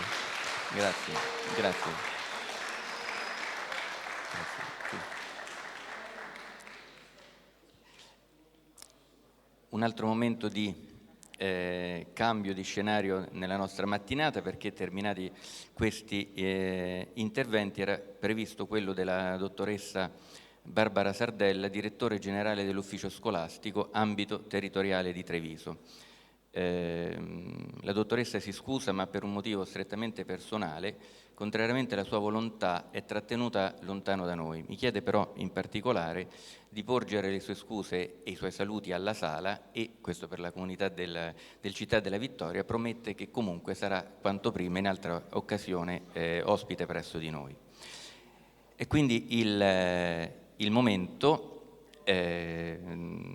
del più giovane o fra i più giovani, fra i consiglieri regionali dell'attuale tornata amministrativa, componente della sesta commissione, già consigliere provinciale, Tommaso Razzoli. Ecco.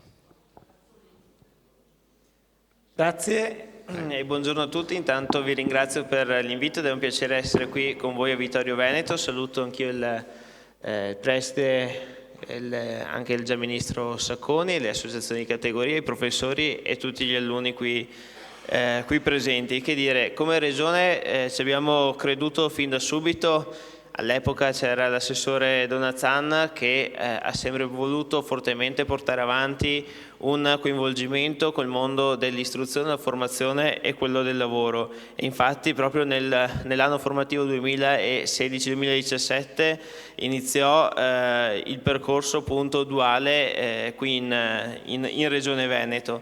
Oggi noi possiamo dire con dati alla mano che nell'anno 2024-2025 abbiamo come numero di apprendisti nella nostra regione 1087, mentre nel 2023-2024 1195. Questo cosa vuol dire? Vuol dire che sono dei dati molto importanti, perché sono dei ragazzi che sono inseriti, come appunto le esperienze vissute dai ragazzi stessi, che sono state molto importanti, perché noi oggi qui abbiamo potuto ascoltare sia gli alunni sia le aziende e ora anche le istituzioni che servono, questi eventi sono anche e soprattutto noi poi a essere consapevoli delle scelte che facciamo e capire anche come indirizzare la volontà politica quando siamo chiamati anche a decidere, quindi questo è decisamente molto importante. E è molto importante perché oggi la Regione Veneto è la miglior regione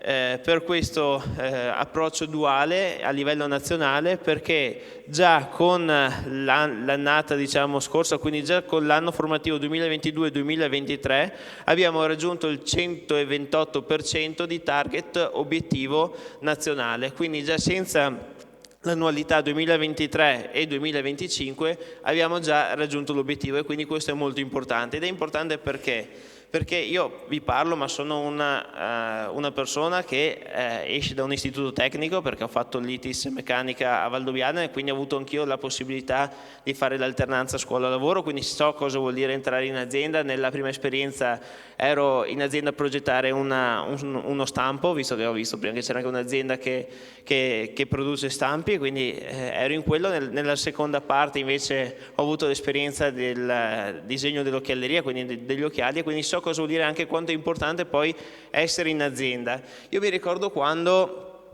a Valdobbiadene, allora ero consigliere provinciale e assessore, volevamo far partire l'indirizzo agrario.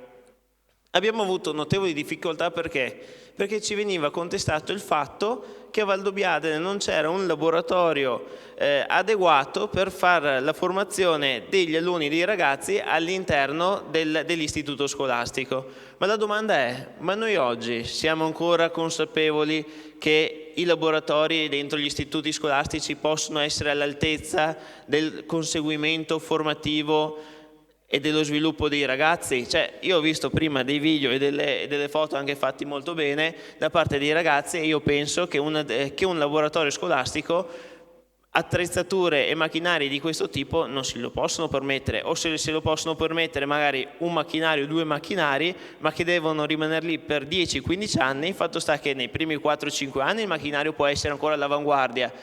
Passati quegli anni lì il macchinario diventa obsoleto, e quindi la cosa migliore è appunto coniugare questo rapporto tra scuola e azienda, dove poi le competenze in azienda per forza ci devono essere.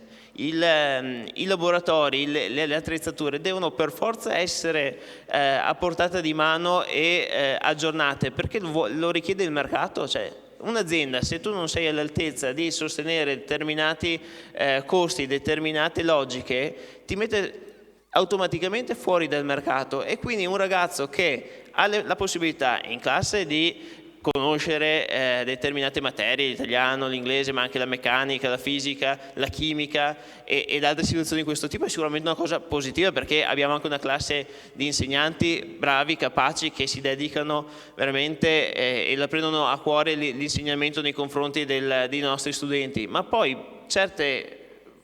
una certa formazione pratica la si vive in azienda, dove anche lì non solo poi si impara, ma anche si impara la pratica manuale nel mettere appunto il pezzo in macchina, ma anche le relazioni con i propri colleghi, con il proprio datore di lavoro, con il proprio responsabile, che sono comunque fondamentali oggi per i giovani, che sempre di più, visti anche tutta una serie di situazioni, di telefoni, di social, di rapporti umani che si vanno un po' a scomparire, si stanno un po' trasformando all'interno del mondo del lavoro,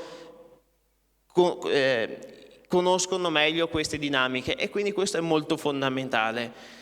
E un'altra cosa che è fondamentale è che le scuole devono stare a passo con i tempi, nel senso che io a Valdobbiadene quella volta scelsi di fare l'istituto tecnico meccanico perché figlio di imprenditore dell'occhialeria, l'Ipsia Occhiali era stata chiusa 1 anno o 2 prima, perché ormai l'occhialeria non era più un settore così forte nel nostro tessuto sociale. L'Ipsia Occhiali c'era perché Segusino era il distretto dell'occhialeria, in quell'area lì tantissime aziende tantissime case avevano nel proprio scantinato, nella propria cantina i tavoli di lavoro, e non a caso in un anno Segusino è stato il comune con l'IRPEF più importante di tutta Italia, se non sbaglio. Ma perché? Perché appunto c'era questa realtà qua. Ma i tempi cambiano e le situazioni, viste anche da situazioni esterne e globali, tendono a cambiare. Di conseguenza la scelta è stata: chiudiamo l'occhialeria, che ormai è un settore saturo nel nostro territorio, la crisi c'è stata, lo trasformiamo in meccanica.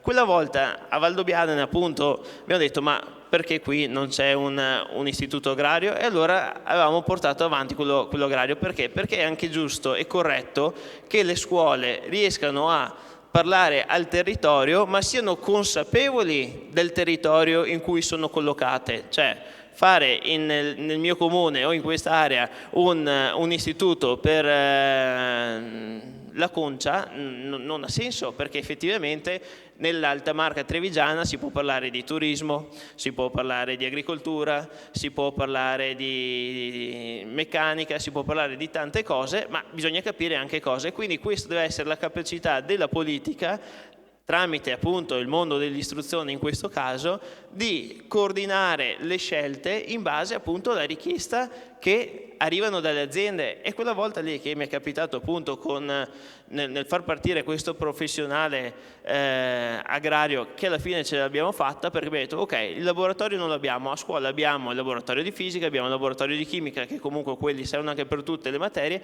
ma la sfida è stata noi i ragazzi per fare determinate ore di un certo tipo di laboratorio li mandiamo in azienda, perché le aziende per forza devono essere formate. Siamo andati a trovare, eravamo all'epoca io e l'assessore all'istruzione Bertelle, cantina per cantina, azienda agricola per azienda agricola, addirittura malga per malga e agriturismo per agriturismo, e siamo riusciti a portare a casa un determinato numero di iscrizioni che poi ci hanno dato il via libera per portare a casa questo istituto qua. Cosa vuol dire? Vuol dire che in questo caso c'è stata anche la risposta del territorio, perché a volte magari la politica pensa che si possa arrivare a una soluzione o fare una scelta, ma senza avere poi il supporto del territorio. La cosa migliore è stata quella di confrontarsi con la parte pubblica, la parte privata, perché un'azienda è molto difficile che ti fa una firma e si impegna poi a portare all'interno dei ragazzi se non ne sente la necessità, perché è vero che da un punto di vista un'azienda, un giovane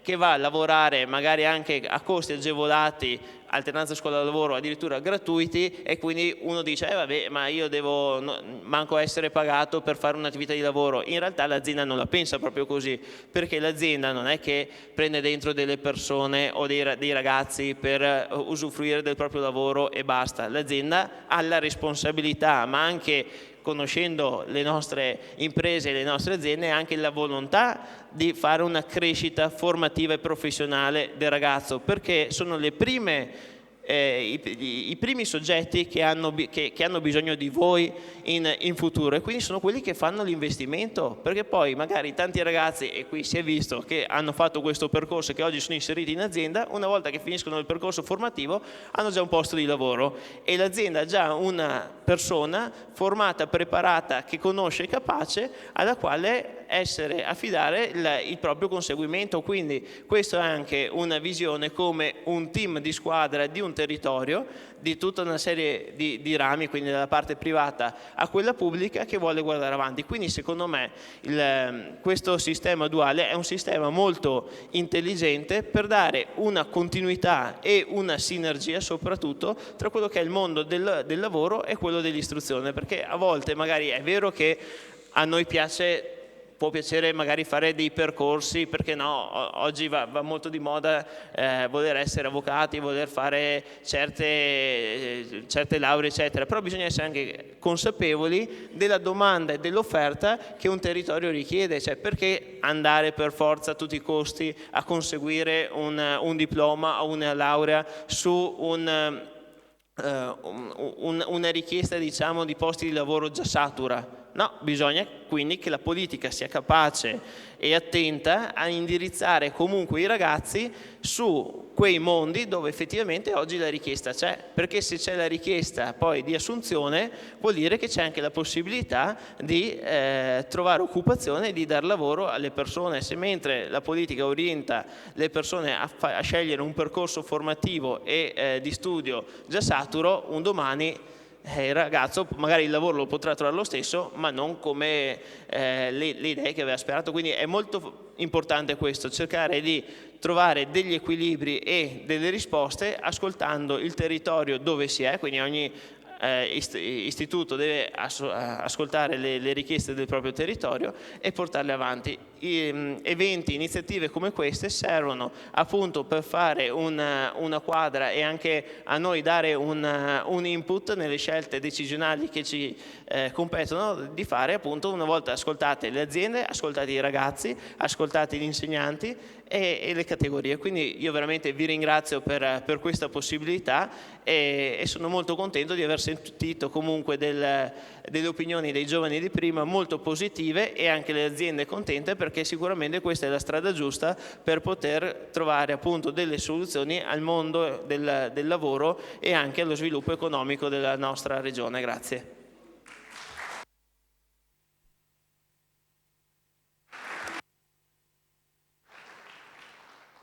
Grazie per questo intervento che ha saputo coniugare la testimonianza personale e di grande impatto con una visione politica che era forse la gamba mancante ancora della nostra discussione. Mi dicono adesso che abbiamo forse una domanda in sala, quindi...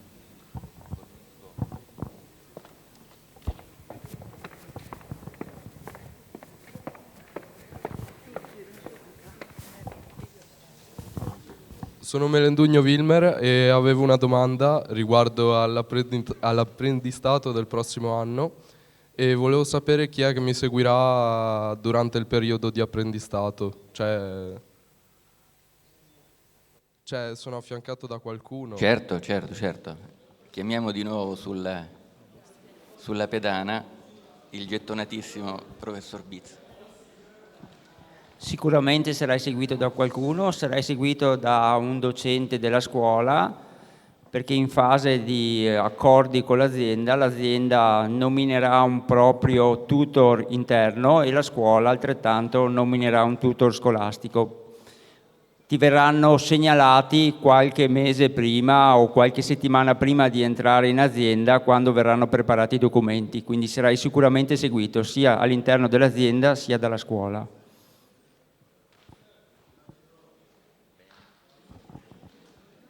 Grazie ad entrambi. È previsto per le 11:30 il collegamento con il professor Emanuele Massagli, che non è potuto intervenire di persona per cause improvvise. Ci seguirà via Meet.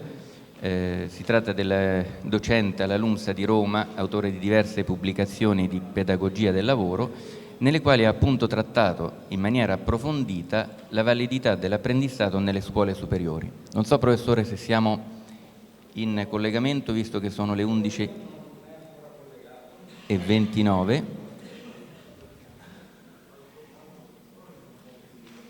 Se potessi sfruttare questo momento, farei una domanda all'onorevole Sacconi dicendogli: è forse vero che un uccellino mi ha detto che nei giorni scorsi ha citato la nostra scuola, il Città della Vittoria, ad un tavolo presente il ministro Valditara?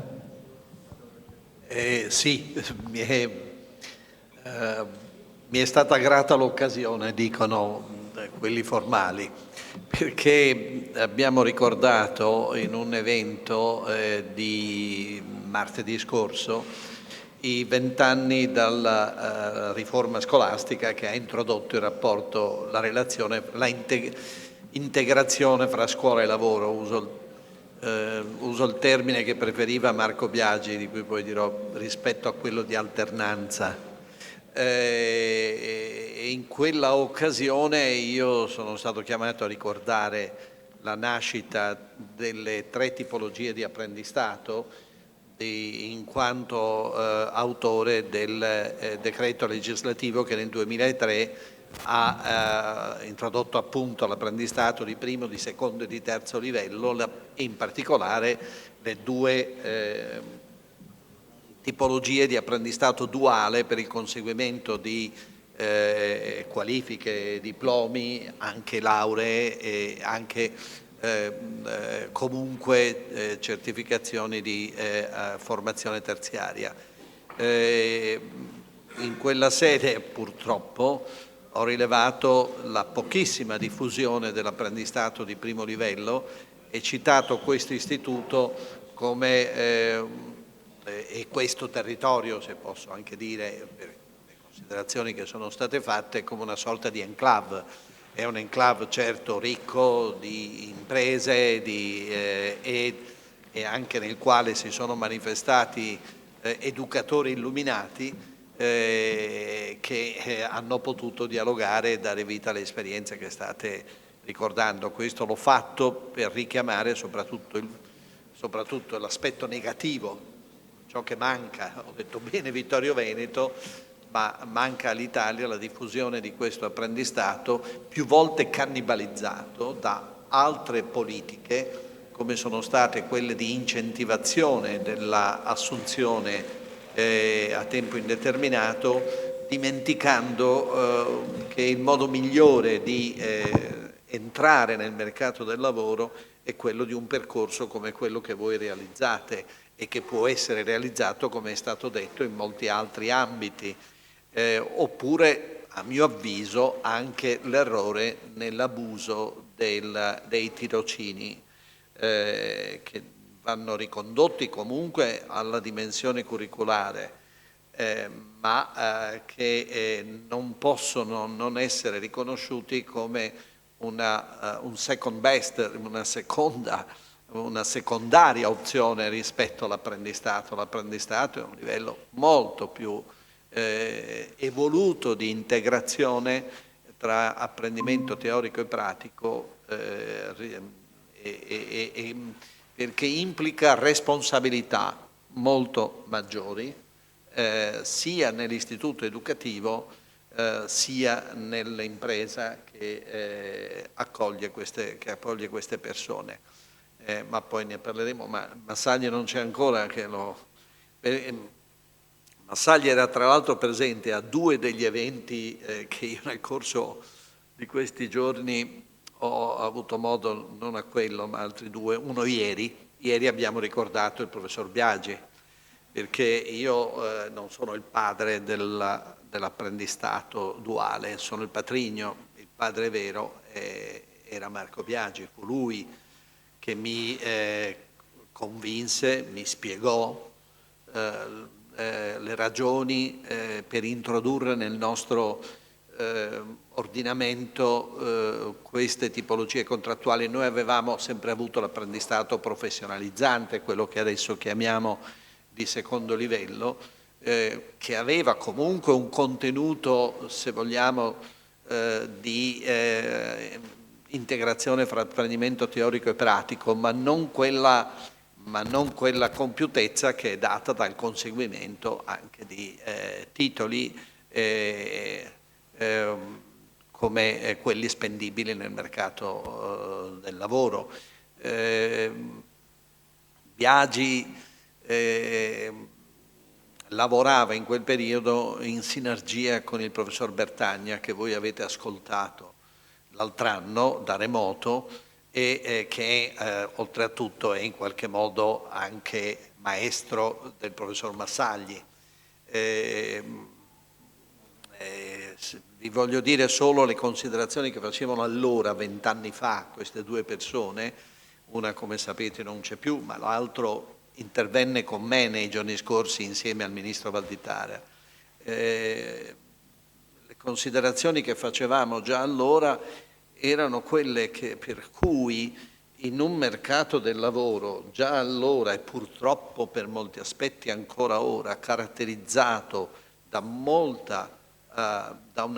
quote importanti della nostra popolazione, ora diminuita rispetto ad allora, ancor più significativamente, era che non potevamo permetterci di sprecare risorse, di sprecare persone.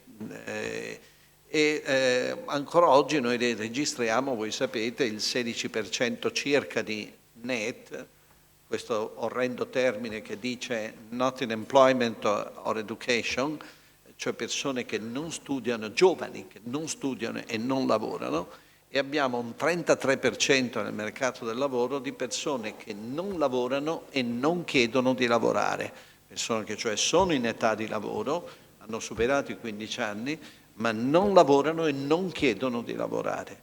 Per molta parte queste persone sono giovani e donne, ma non esclusivamente, c'è una quota anche una quota anche di uomini. E allora in quel momento, pur non essendo in presenza di dati che sono nel tempo in qualche misura peggiorati, a partire da quello demografico, noi ci ponemmo l'obiettivo, ditemi quando sono pronti, che cedo la parola a Massagli, noi ci ponemmo l'obiettivo di accompagnare ogni giovane italiano a conoscenze, competenze di tipo superiore, ogni giovane italiano ad una formazione di tipo integrale. Questi erano i due scopi di allora e che riprendo poi dopo aver sentito il mio amico professor Massagli, che mi è stato anche collaboratore quando ero ministro. Grazie per questa anticipazione. Sentiamo il professor Da Rosa se siamo in prossimità. Allora, se tecnicamente è possibile, io passerei al messaggio registrato della onorevole Donazzan, perché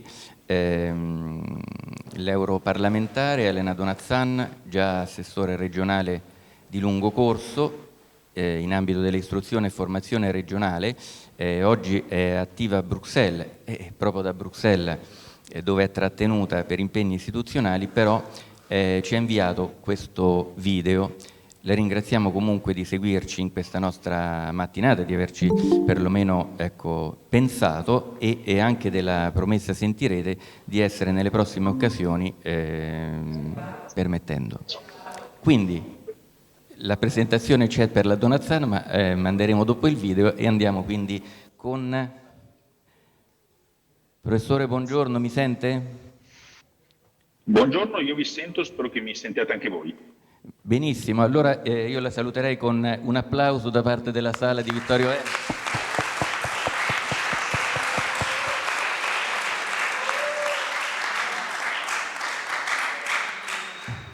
Grazie a tutti, mi scuso assolutamente di non essere in presenza, mi è spiaciuto molto per un concomitante impegno che è finito coi qualche minuto di ritardo, per cui mi scuso anche del leggero ritardo sull'agenda concordata.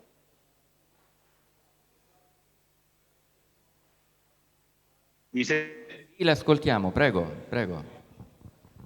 Ok, grazie. Volevo, oltre a ringraziarvi dell'invito, ringraziarvi soprattutto per l'invito su un tema di questo genere, sul tema dell'apprendistato duale, che è un tema a cui sono molto affezionato. Io ho avuto la fortuna di incontrarlo e incominciare a studiarlo a partire dalla regolazione che ci fu con la legge Biagi. Come sapete, è stato il decreto legislativo 276 del 2003 il primo a costruire un meccanismo che allora non si chiamava duale, si chiamava apprendistato di primo, secondo e terzo livello, dove il primo e il terzo livello hanno, a differenza del secondo, la peculiarità dell'ancoraggio col titolo di studio. Nella legge Biagi si immaginava che sostanzialmente il primo livello fosse ancorato esclusivamente all'istruzione e formazione professionale, invece il terzo livello avesse la possibilità di conseguire durante l'esperienza di lavoro e obbligatoriamente, cioè che penso che non si può stipulare un apprendistato di primo o di terzo livello se non c'è l'iscrizione al percorso formativo. Il terzo livello nel disegno del 2003 era ancorato alla formazione terziaria e a tutto il canale secondario quinquennale. Questo era certamente un limite nella sua attuazione, ma era, ahimè, giustificato politicamente da un'opposizione feroce all'apprendistato, soprattutto di primo livello, sia politica che sindacale, di chi vedeva nell'apprendistato uno strumento di volgare funzionalizzazione dei giovani alle esigenze del mercato del lavoro, cosa che invece lo stesso professor Biagi aveva sempre provato a spiegare come non essere tale, anzi fosse un'opportunità didattica in più, un dispositivo didattico in più per leggere le esigenze di competenza di un mercato del lavoro che stava cambiando e anche per venire incontro a chi, come diceva Don Bosco, ha l'intelligenza nelle mani. Nel 2005 ci furono i primi decreti attuativi e le prime esperienze regionali si sono avute sul primo livello e basta, perché era quello appunto della IFP, a partire dal 2010. Con il Jobs Act del 2015 si compie una correzione che in realtà era già nel disegno originale del 2003, ma la politica riesce a compiere una correzione e a fare un'operazione di razionalizzazione, a mio parere logica, cioè a portare tutto ciò che è titolo secondario superiore sul primo livello e tutto ciò che è titolo terziario, universitario, ma anche non universitario, quindi le lauree, sia triennali che specialistiche, i dottorati, i master, ma anche gli ITS, sul terzo livello. Ecco, dopo questa novità normativa i numeri sono incominciati a crescere, ma stiamo parlando ancora di numeri evidentemente molto bassi, se guardiamo gli ultimi rapporti che su questa materia vengono curati dall'INAP, numeri molto bassi rispetto all'occupazione. L'occupazione italiana oggi è di 24.200.000 persone, noi abbiamo in Italia un numero di apprendistati di terzo livello che è inferiore alle 3-4.000 unità e un numero di apprendistati di primo livello che è inferiore alle 5.000, no, forse 10.000 unità, tra l'altro ancora in maggioranza concentrate nell'istruzione e formazione professionale triennale di competenza regionale. Molto interessante le esperienze che stanno nascendo di apprendistato duale nelle scuole, quindi nei canali quinquennali. Io ho avuto la fortuna di seguirne alcune e con molta curiosità seguo anche l'esperienza di Vittorio Veneto e mi sono un po' documentato anche sulla vostra realtà. Io in particolare ebbi la fortuna di seguire in esito a un bando del Ministero dell'Istruzione, credo del 2017-2018, che mise qualche risorsa, veramente molto poca, però per fare assistenza tecnica alle scuole interessate a fare apprendistato di primo livello su tutto il territorio, ebbi la possibilità di seguire delle esperienze molto interessanti emiliane e romagnole, a Imola e a Fornovo di Taro in particolare. In tutti e due i casi si trattava di istituti professionali e poi invece un'esperienza anche a Milano in un istituto tecnico. Ci fu la grande esperienza Enel che però non cito per la peculiarità dell'avere come interlocutore una grande impresa, mentre queste esperienze che ho appena citato furono molto interessanti perché misero attorno a un tavolo una serie di piccole imprese interessate a investire su uno strumento di apprendistato di primo livello.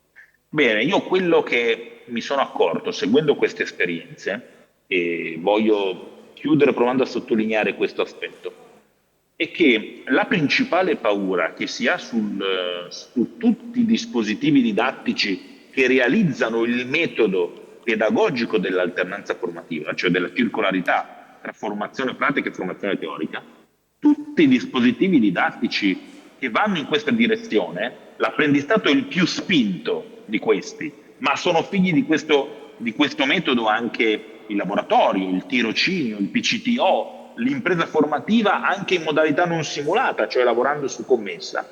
Bene, tutti questi dispositivi vengono accusati spesso, ideologicamente, di funzionalizzazione verso il mercato del lavoro. Allora, qui non si coglie una peculiarità del sistema italiano che ci differenzia molto dal sistema tedesco. Quando si parla di apprendistato di primo livello si cita sempre la Germania, che su questo ha dei grandi numeri.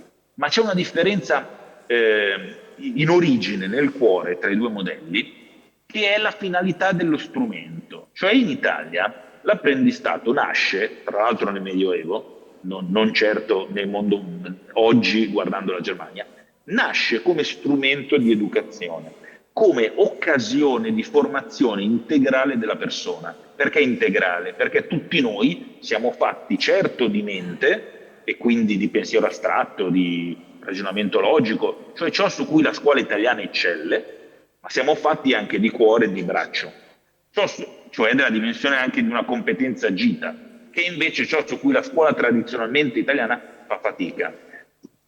E se uno vuole formare integralmente una persona, cioè in tutti i suoi aspetti, ha bisogno dell'esperienza pratica per lavorare sulla dimensione del braccio, cioè per lavorare sulla dimensione della competenza. Il motivo per cui c'è bisogno di apprendistato duale, in generale c'è bisogno di alternanza formativa come metodo pedagogico, è perché le persone realmente occupabili sono quelle integralmente formate.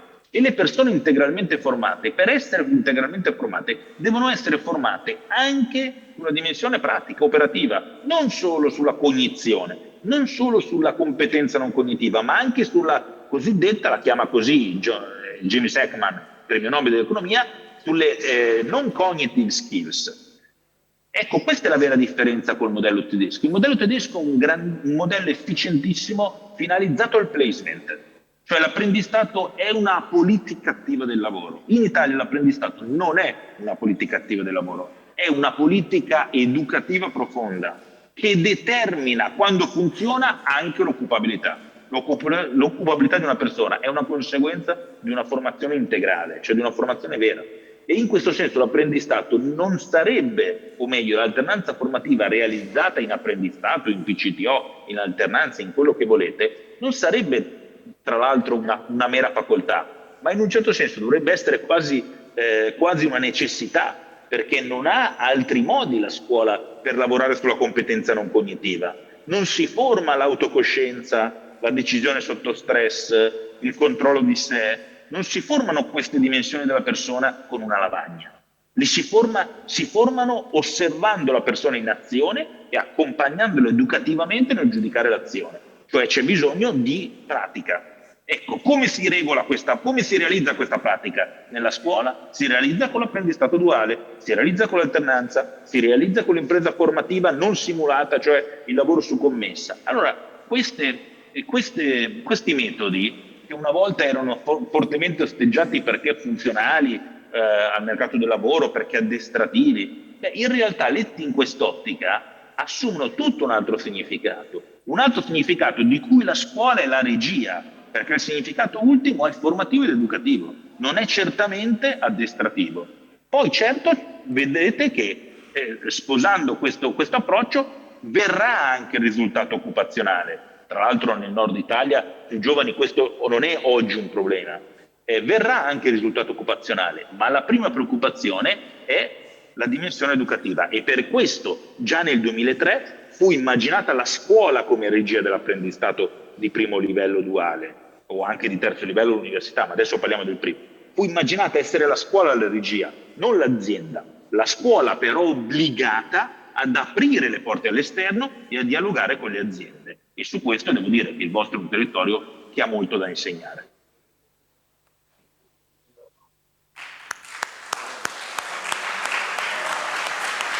Bene, la ringraziamo per il suo intervento, sul quale sicuramente ci sarà da riflettere per alcuni passaggi particolarmente interessanti come occupabilità come conseguenza, ma in realtà finalità quella di una formazione a 360 gradi. Grazie anche per questa testimonianza. Grazie a voi, Grazie. Saluto anche l'amico Maurizio che su questi temi mi ha anche insegnato molto nell'avventura insieme negli anni che lui fu ministro e che per primo provò a rilanciare in quest'ottica l'apprendistato, non nell'ottica funzionalistica. Grazie a tutti. Grazie ancora.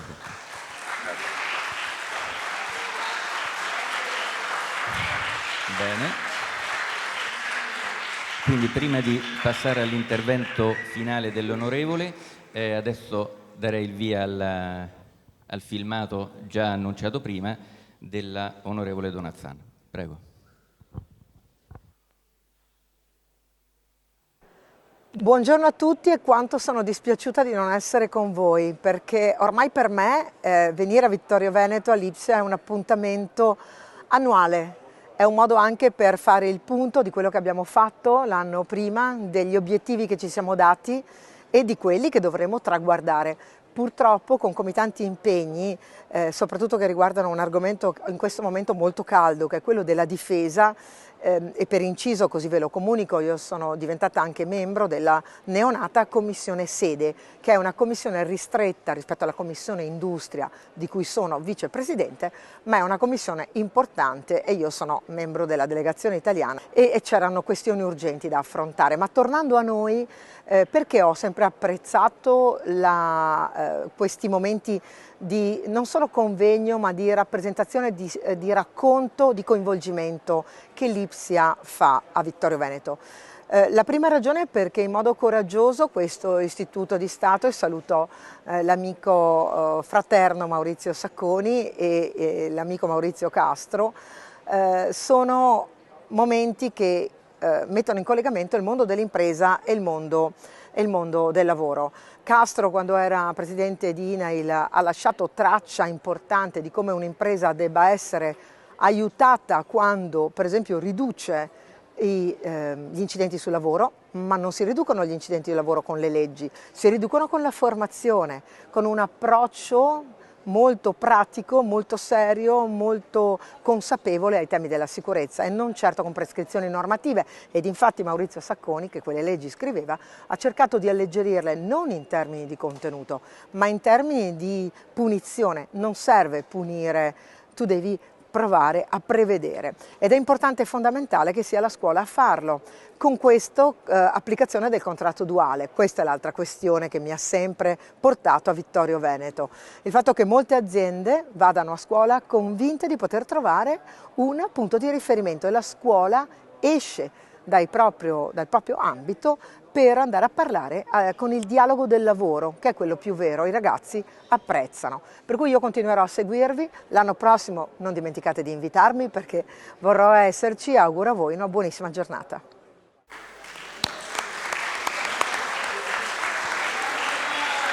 Ringraziamo l'onorevole per questo video a noi dedicato e passiamo all'intervento conclusivo ad opera dell'onorevole Maurizio Sacconi. Che dire, più volte Ministro del Lavoro, della Salute, del Welfare, che si è occupato appunto di apprendistato come legislatore, attuale Presidente dell'Associazione Marco Biagi, ma forse a me piacerebbe presentarlo come amico e interessato alle vicende di Vittorio Veneto e della nostra scuola Città della Vittoria. Prego. Grazie professore, io avverto mio dovere, oltre che piacere, partecipare a questo evento, mio dovere di ricercatore che continua a considerare il modo con il quale fare evolvere la nostra società per due profili per essa fondamentali, come quello dei percorsi educativi e di quelli lavorativi nella vita di una persona. Ho detto prima delle ragioni per cui circa 20 anni fa, nel 2003 l'apprendistato, nel 2005 l'introduzione dell'alternanza scuola-lavoro furono avviate. Massagli poco fa lo ha detto in modo chiaro, l'obiettivo non era fare lavoro, era fare scuola, cioè disegnammo l'apprendistato affinché fosse un canale educativo, una possibilità di scelta per molti giovani, anche come strumento per assorbire l'abbandono precoce dei percorsi educativi, strumento per includere e soprattutto formare integralmente la persona. Noi, gruppo di persone che lavorarono a questo progetto, venivamo da un approccio che voleva negare la separazione fra percorso umanistico e percorso scientifico. Questo è un dualismo improprio, una segmentazione dell'apprendimento che non ci apparteneva. Noi pensavamo piuttosto a una pluralità di opportunità perché i talenti che sono in ogni giovane italiano, in ogni giovane del mondo ovviamente, possono incontrarsi con un modo di apprendere che possa condurre, che possa partire da un'esperienza, quella più corrispondente al talento, ma che poi possa arrivare a una conoscenza compiuta, a una conoscenza integrale. Era questo lo scopo. E contestando noi anche allora il primato della scelta liceale e la condanna ad un ruolo secondario della scelta, per esempio, del percorso in apprendistato o di altri percorsi, soprattutto di carattere tecnologico e professionale. Non esiste una gerarchia dei percorsi. a tutti deve essere riconosciuta la pari dignità. Voi che fate questo tipo, avete fatto questa scelta, altri che hanno fatto un'altra scelta, i percorsi educativi hanno tutti la stessa dignità.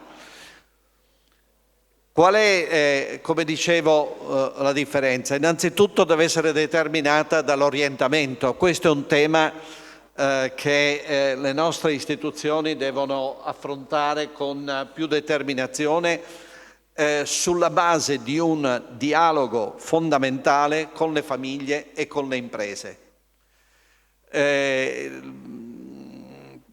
Lei prima, professore, faceva riferimento ai pregiudizi che ci sono in ambito educativo, i bias, come dicono altrove. Sono terribili, sono pregiudizi che hanno riguardato per lungo tempo il lavoro e l'impresa, in qualche modo considerati in opposizione alla scuola, e dall'altra parte però anche una certa diffidenza verso la famiglia, una rottura di scatole.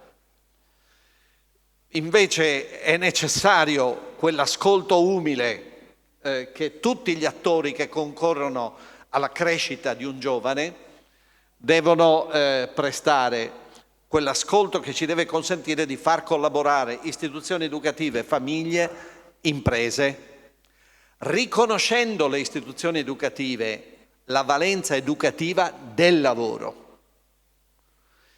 Il lavoro non è una maledizione, è lo strumento con il quale la persona esprime il proprio potenziale, realizza utilità per sé e per gli altri e come tale, come ci hanno insegnato i giovani che hanno parlato prima,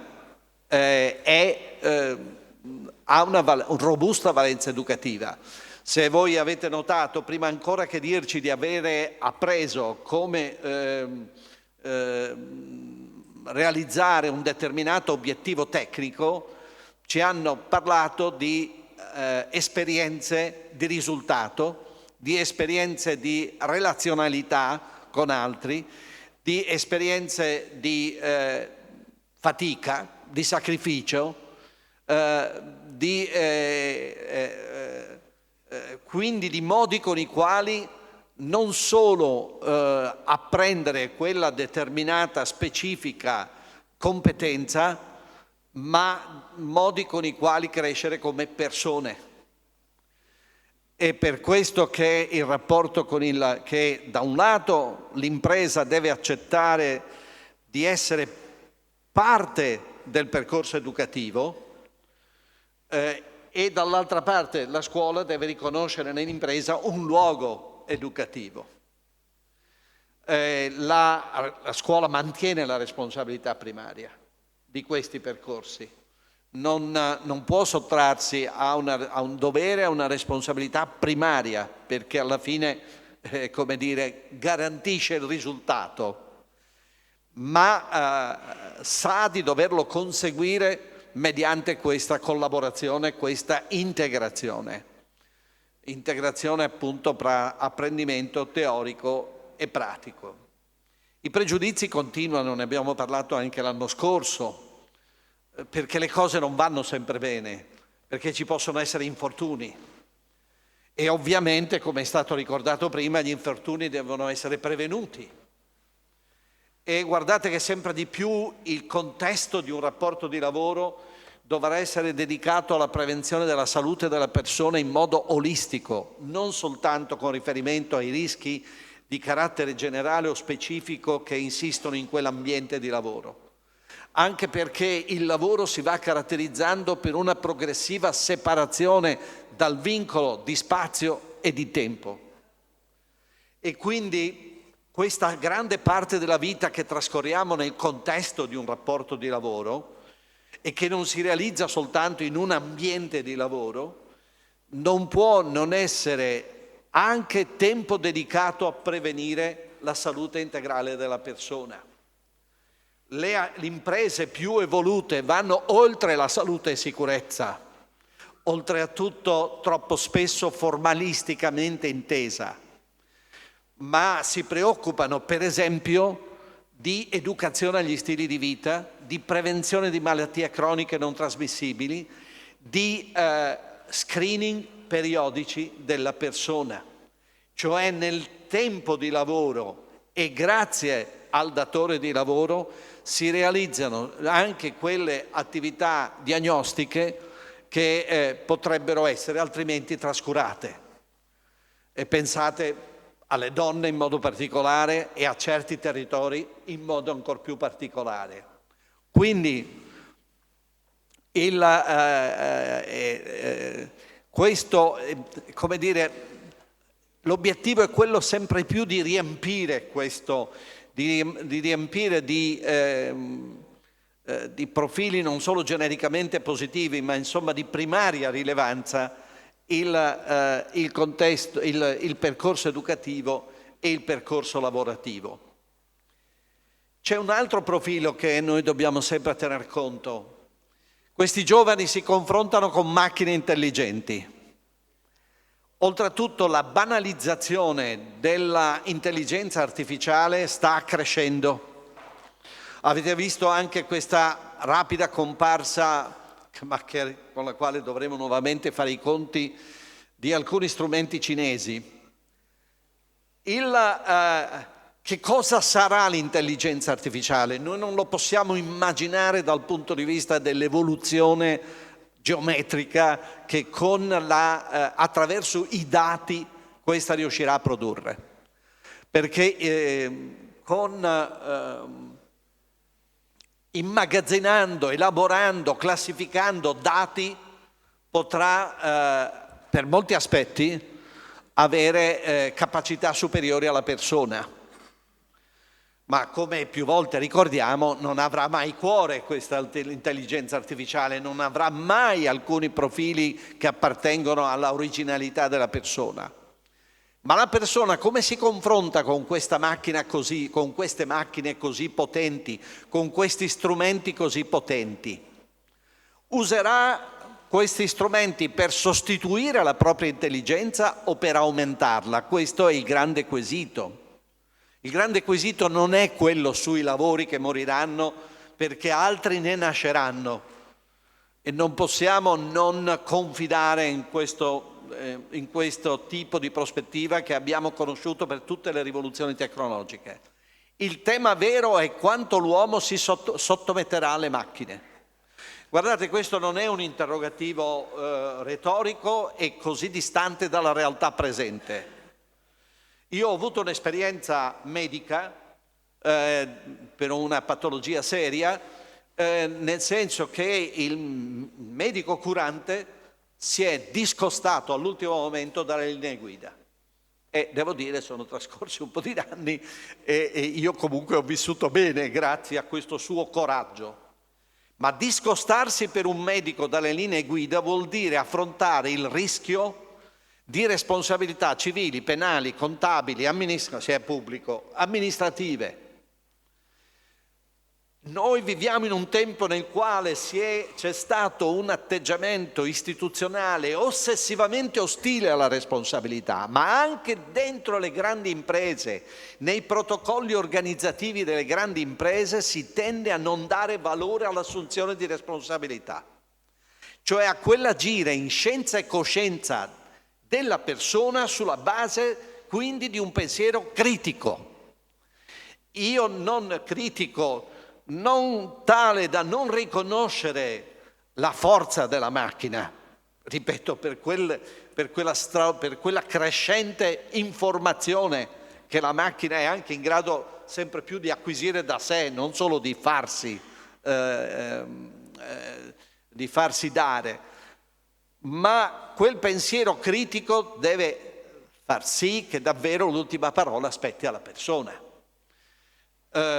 Ci sono già ricerche che ci dicono, lo dico ai più giovani e ai ragazzi, perché se hanno lavorato in un ufficio e per fare una lettera a qualcuno usate ChatGPT, a forza di fare questo vi rattrappite la vostra propensione a fare quello. Il Ministro dell'Istruzione sta chiedendo di inserire la calligrafia nei percorsi educativi perché abbiamo avuto fenomeni di rattrappimento da abuso delle tastiere, del digitale. Il rattrappimento è una conseguenza meccanica rispetto alla rinuncia a compiere determinate azioni e non ne è esente il cervello. Se noi rinunciamo progressivamente a compiere determinate azioni affidandoci all'intelligenza artificiale, progressivamente perderemo la capacità di quelle azioni stesse. E quindi se noi rinunciamo a esercitare pensiero critico, progressivamente possiamo perderlo. Allora abbiamo il problema di formarlo nel contesto del percorso di cui abbiamo parlato, di formarvi in modo tale da conservare un legittimo dubbio rispetto a questa macchina che non è autorevole, ma è semplicemente, come dire, capace, ha capacità ma non ha autorità, non ha autorevolezza, anzi meglio.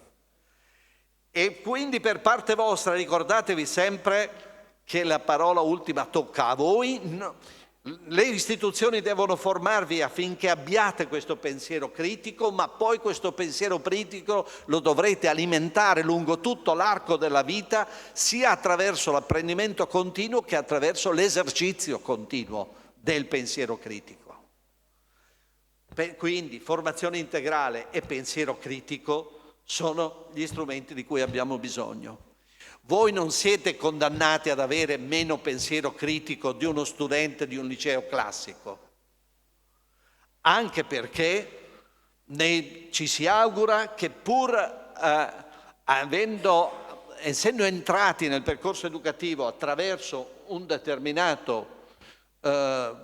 attraverso una determinata scelta che mi auguro potrà essere sempre più corrispondente ai vostri talenti, quindi sempre più motivata, ragionata, anche con la famiglia, ma non solo, ma poi abbiate la possibilità, sia con passerelle, di continuare i percorsi educativi, sia di riprendere anche conoscenze teoriche nel vostro arco di vita.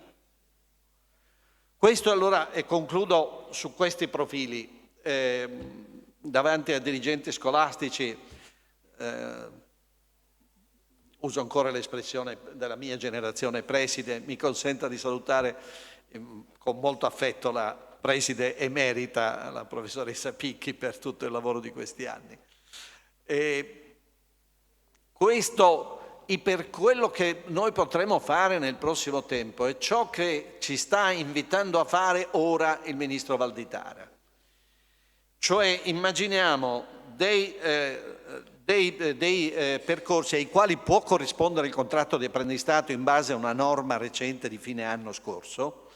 Voi sapete che una norma recente dice che il contratto di apprendistato può poi trasformarsi agevolmente, direttamente, da primo a secondo e anche a terzo livello, a seconda di ciò che puoi fare in questa relazione fra scuola e lavoro. Questa è una semplificazione importante, per cui non devi chiudere un contratto, riaprirne un altro, e mi raccomando che la Regione semplifichi sempre di più gli adempimenti, perché di adempimenti si muore, non si vive. E non è colpa del bravissimo Antrazzolini arrivato ultimo, ma è colpa di una mentalità della burocrazia che è durissima a morire.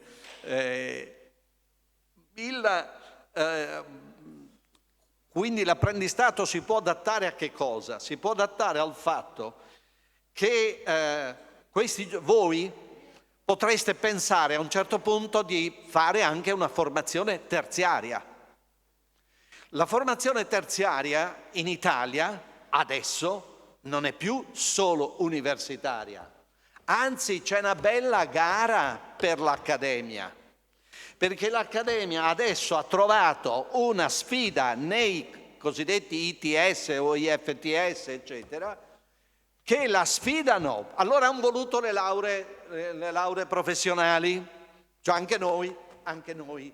Bene, però pedalare, concorrenza, mercato proprio. L'università che è sempre stata per molti anni chiusa. Io non voglio riraccontare le esperienze mie di Biagi quando raccontammo allora alla conferenza dei rettori dell'università questa idea dell'integrazione fra apprendimento teorico e pratico anche all'università.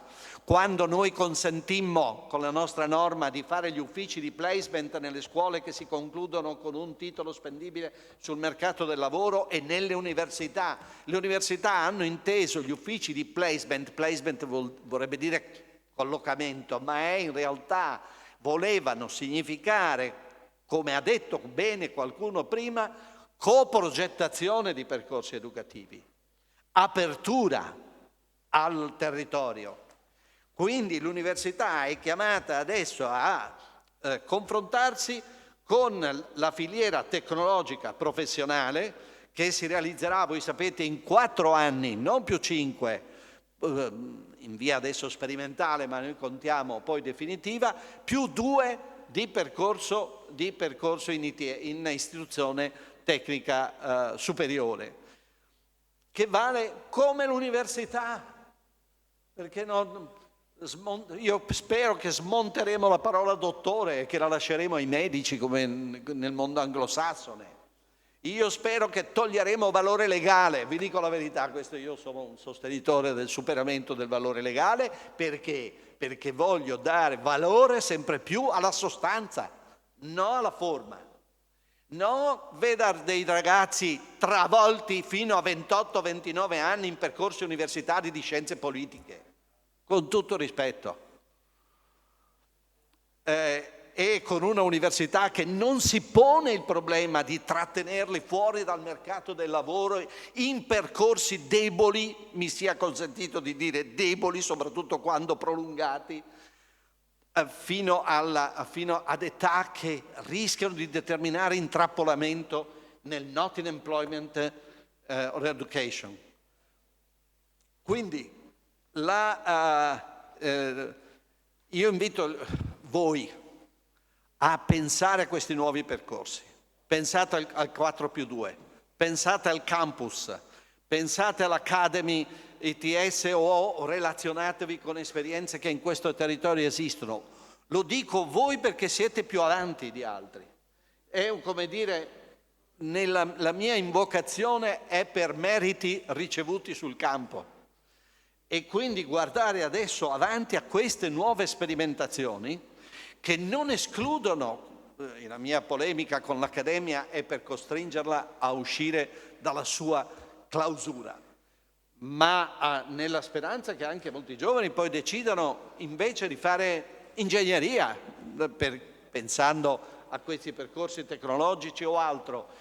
Noi abbiamo visto persone diventare imprenditori dopo percorsi di questo genere e partiti dall'apprendistato e poi avendo trovato ragione di prendere un diploma e poi però di continuare attraverso il percorso universitario e poi di intraprendere. Sono percorsi virtuosi che possono essere propagati. Incontri come questo, e finisco davvero, sono rappresentazione di buone pratiche. Il mondo va avanti per emulazione di buone pratiche, cioè non va avanti per studi e ricerche soltanto.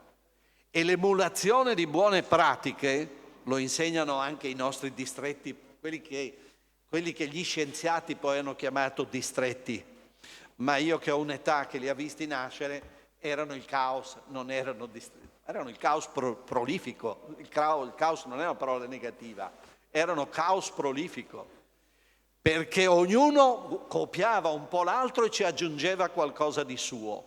Questo è accaduto nell'impresa, questo può accadere nell'istruzione, questo può accadere nel momento in cui impresa e istruzione si incontrano e collaborano insieme. Orgogliosi di ciò che avete fatto, quindi affrontate le nuove possibilità che una coscienza maggiore al di là delle parti politiche, si è affermata nel corso di questi 20 anni.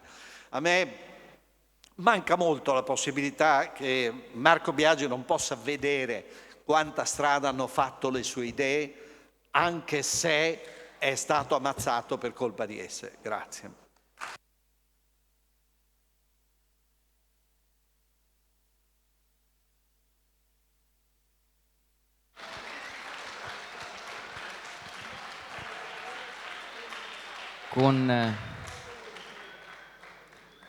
Con questo denso intervento si chiude la nostra giornata.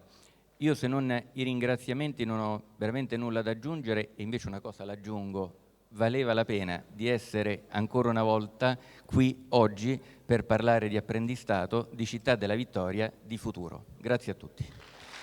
Chiamo adesso le due ragazze con i fiori per... Dove sono le nostre ragazze? Prego, per un omaggio floreale.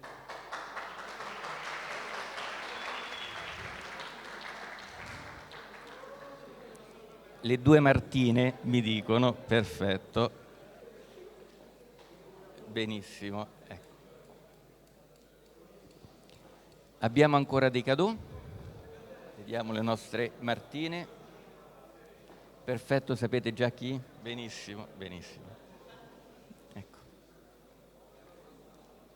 Benissimo. Direi di fare un applauso anche alle nostre Martine. Benissimo. Grazie ancora, grazie a tutti.